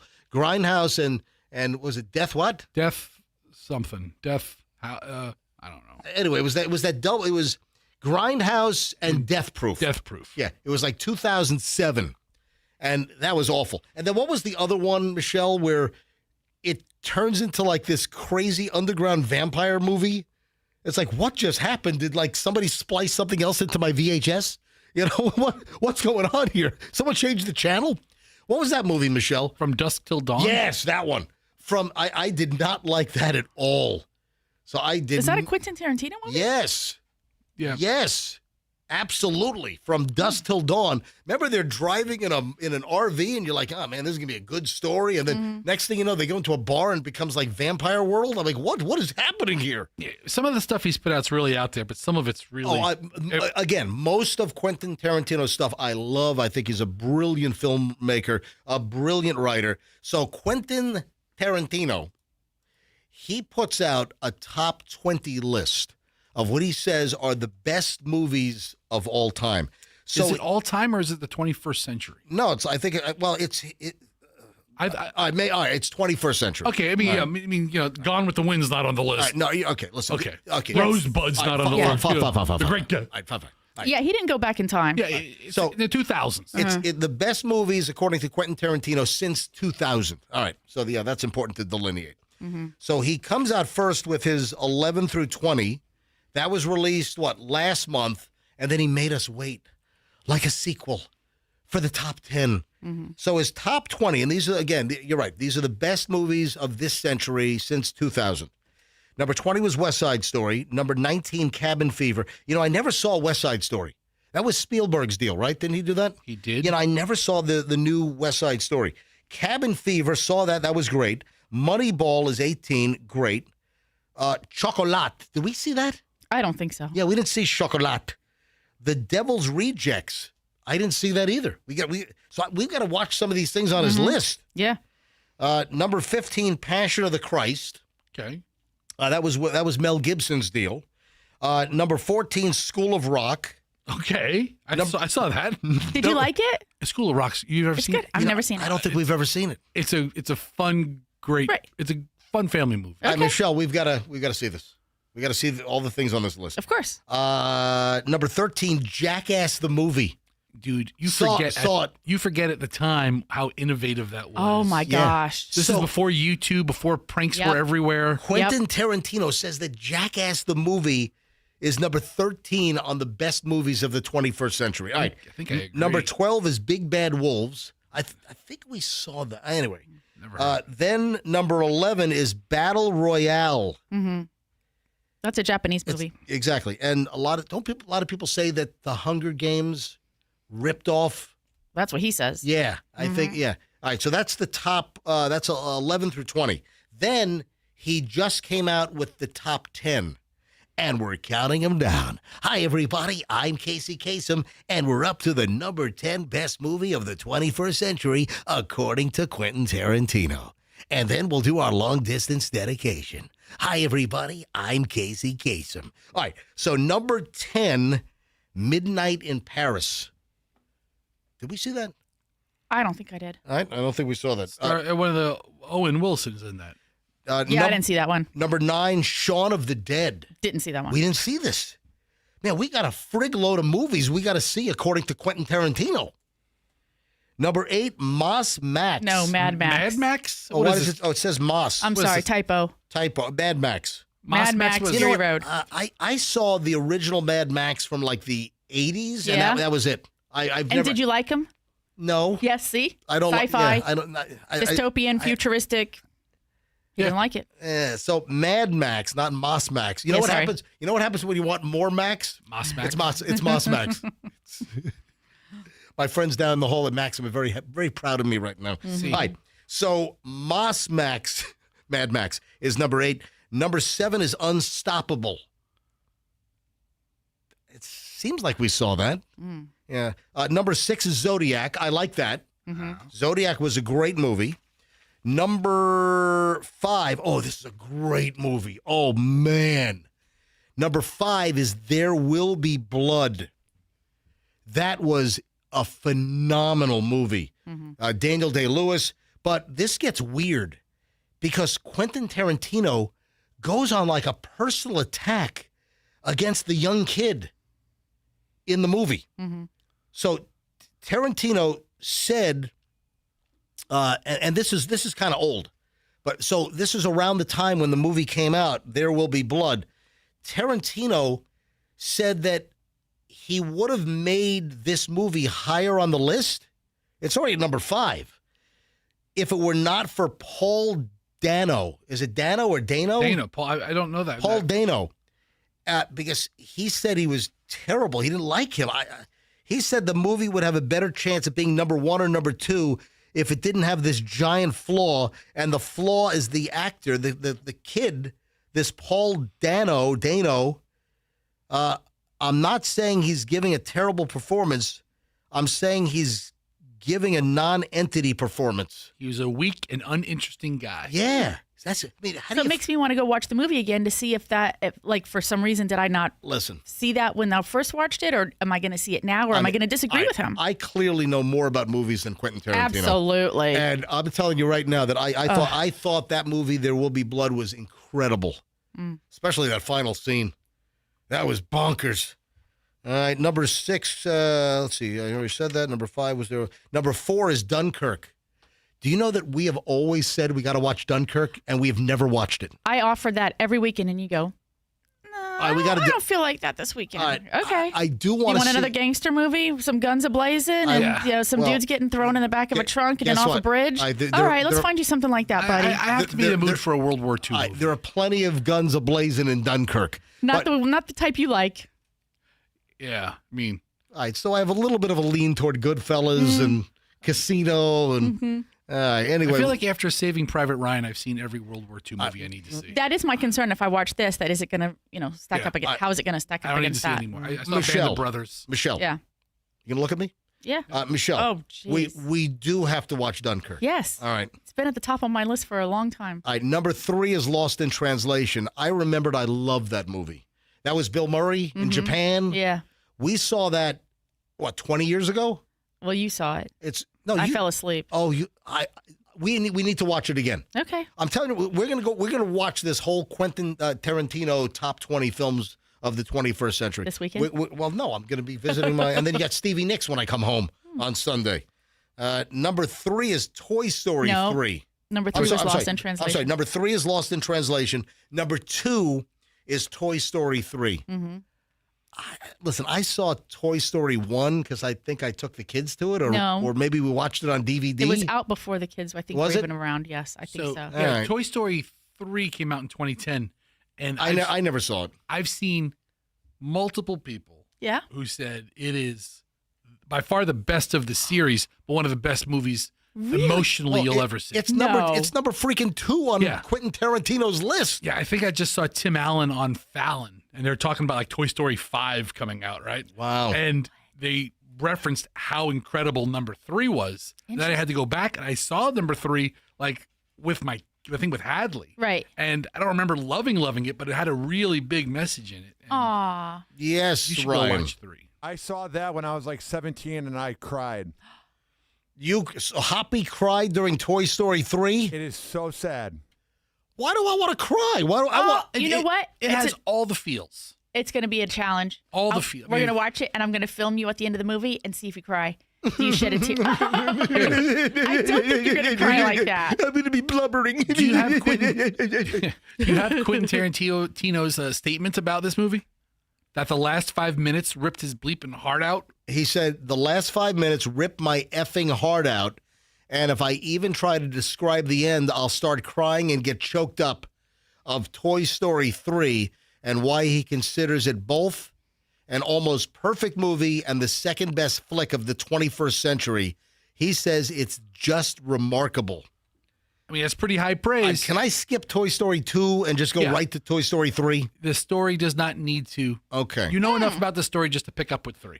And coming in at number 1, hi, everybody. It's Casey Kasem, and we're counting down Quentin Tarantino's greatest 20 movies of the 21st century. And now we're up to number 1 in the countdown.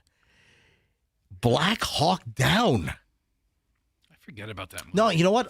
We saw that, and I recall it was a phenomenal movie, but would that be the number 1 movie of the 21st century, according to Quentin Tarantino? Well, he has some very...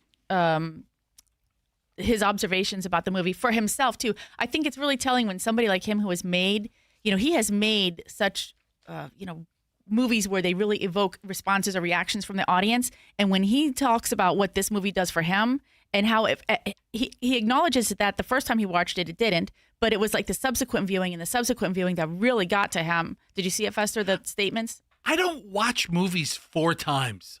I mean, very few movies. Like if I've seen Black Hawk Down 1 time. So you won't watch it again? Remember he used this in Kill Bill. Remember? Yeah. Remember? I don't think to watch it again. I'm not a film guy either. I didn't used to think to watch it again until I started, co-studying with Julian, like stealing his syllabus and like looking at like how they should be doing, stuff. Are you? Yeah.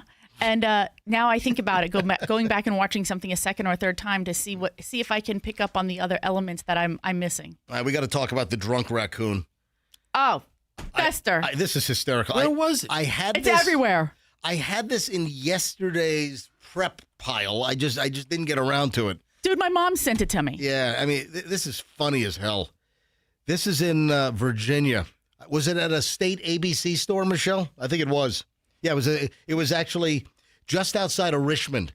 It was Ashland, Virginia. That's the home of Randolph-Macon, where 2 of my buddies, Mike and Doug, went to Randolph-Macon. The Amtrak train, if you're taking the auto train, it goes right through Ashland. It goes right through the middle of the campus. Yeah. Seriously. If you're on an Amtrak auto train going up to Northern Virginia, it goes right through the campus of Randolph-Macon. A very, very drunk raccoon went into a Virginia ABC. In Virginia, you got to buy your liquor in a state store. It's one of those states, So this raccoon busts into the liquor store, smashes bottles, drinks the liquor from the smashed bottles that it knocked off the shelf. And if you look at the pictures, the liquor bottles are smashed on the floor all the way up the aisle. And the raccoon is licking the liquor. Yeah, just drinking the puddle of booze. The raccoon got blast-ass drunk and was found passed out in like a bathroom. Did the raccoon push the door open? I mean, how'd the raccoon get into the bathroom? They must have the door propped open. They must have. Yeah. Here's a passed out raccoon. It's not a squirrel. Yeah. That squirrel is dirty. That raccoon is drunk. The raccoon is blast-ass drunk, sleeping it off on the Virginia Alcohol Beverage Control Store. Michelle, did you say your mother sent you this story? Oh, yeah. I mean, your mother lives in Virginia. Yes. This is big news in Virginia. It hits home. It really hits home because Michelle's mom is often found drunk on the floor. Yeah, okay. Are they watching MJTV right now? No, they're on the road. Oh, okay. Good morning, Donna. I'm in trouble with her because the other day they were driving and she was texting me while we were doing the show and she was like, "Can you have Fester do the Cajun Fester voice?" Well, and I was like, "No." give me your mother's number. I'll call her. I'll call her over the weekend. You'll do one of those when's she coming cameos? to town? Cameo? Yeah, I'll do a cameo for Donna. When's she coming to town? Yeah, they haven't been here in a while. Listen, you tell Donna, get her ass to Tampa. I'll take her to lunch. Full Cajun Fester persona the whole time. I love it. So the raccoon was found drunk on the floor, Hanover County, Virginia, taken to an animal shelter to sleep it off, I guess. I guess so. Yeah, he's been released back into the wild. Yeah. Did I see something about raccoons that they're like this close to becoming like domesticated? So because they're adapting to urban environments so well, they are changing, they're evolving to be more domesticated-ish. Raccoons have adapted to living in urban areas such to the extent that they are now showing physical changes that resemble early signs of domestication, according to a recent study. So says this one website. And how the hell did you have this off the top of your freaking head? Because I mean, I do a lot of prep. You do virtually zero. Right, but I saw the story somewhere about raccoons are like close to like breaking over some kind of a barrier and becoming like dogs. But the key to coasting at this job is, as you mentioned something, I Google it, and The Guardian, I think, does a really good job of putting out detailed stories. Lovely. And I'm kind of reading with you and ahead of you to kind of figure out where you're going. And it says they have physical changes. The snouts are getting 3.5% shorter. Their snouts are now shorter. So they can get a little more easily into the food and the packages and the bottles of liquor. They've evolved. They have smaller teeth, curlier tails, and smaller brains and floppier ears. The evolution of Fester. Yeah. Fester is the raccoon whisperer. My curly tail, smaller teeth, smaller brain, and my floppy ears. All right. 9:49 at the MJ Morning Show. Do you believe, Michelle, you heard some of this. Do you believe for a minute what Travis Kelce said on this podcast with George Clooney? First of all, why is George Clooney all over the place? Does he have a new movie coming out? Yeah, it's supposed to be really good. It is? Yeah. The George Clooney movie? Yeah, I think it's called Jay Kelly.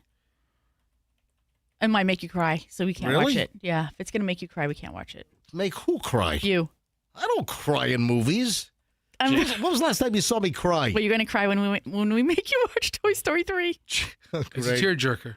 Great. Anyway, so we have Travis Kelce on a podcast with George Clooney. Mm-hmm. And I don't know if I believe this. So a couple of things were said, and one was from Travis Kelce that he's never. Well, let me play the audio here. So this is Travis regarding his relationship with Taylor Swift. Oh, and he calls her Tay. So I guess that's official.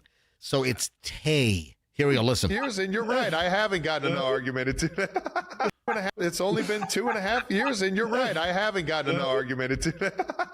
Yeah. All right. Never once.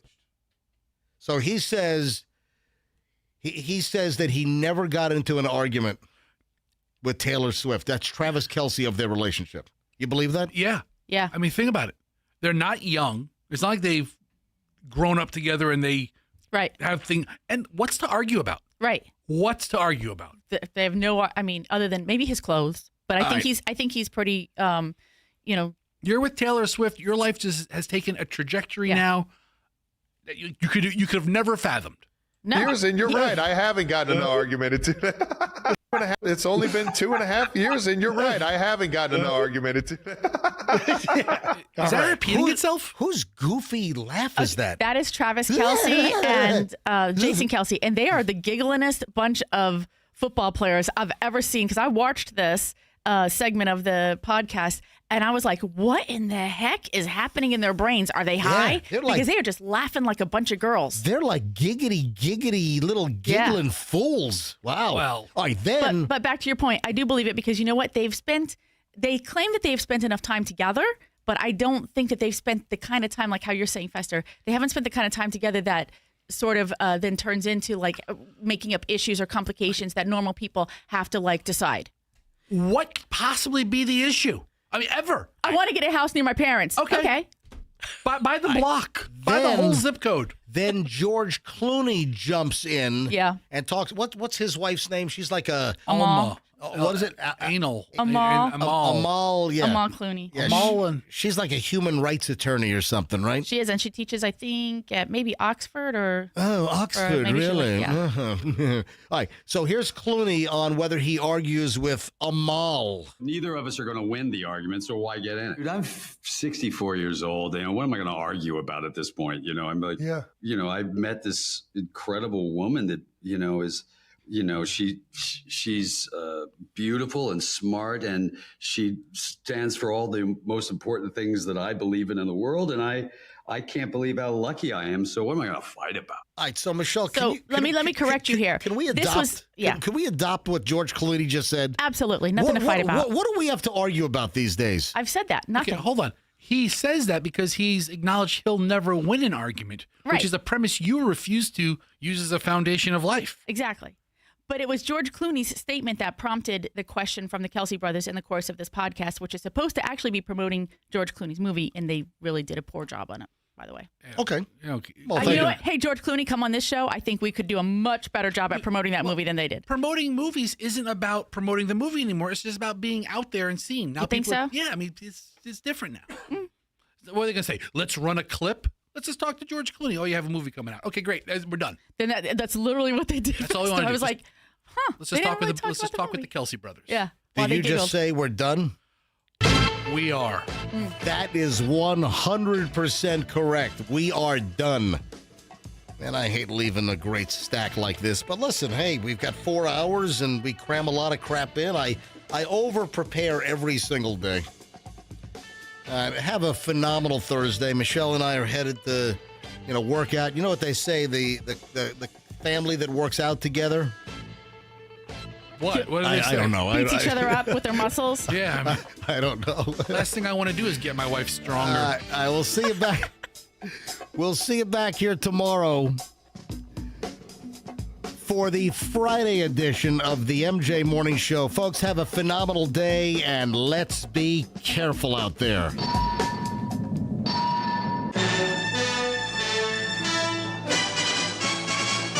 The MJ Morning Show broadcast is protected under the laws of the United States and other countries. Unauthorized duplication, distribution, or exhibition may result in civil liability and criminal prosecution. All rights in this work are reserved for purposes of laws in all jurisdictions pertaining to data mining or AI training, including but not limited to Article 4, Section 3 of Directive EU 2019-790. This work may not be used to train AI. The Q105 app is your connection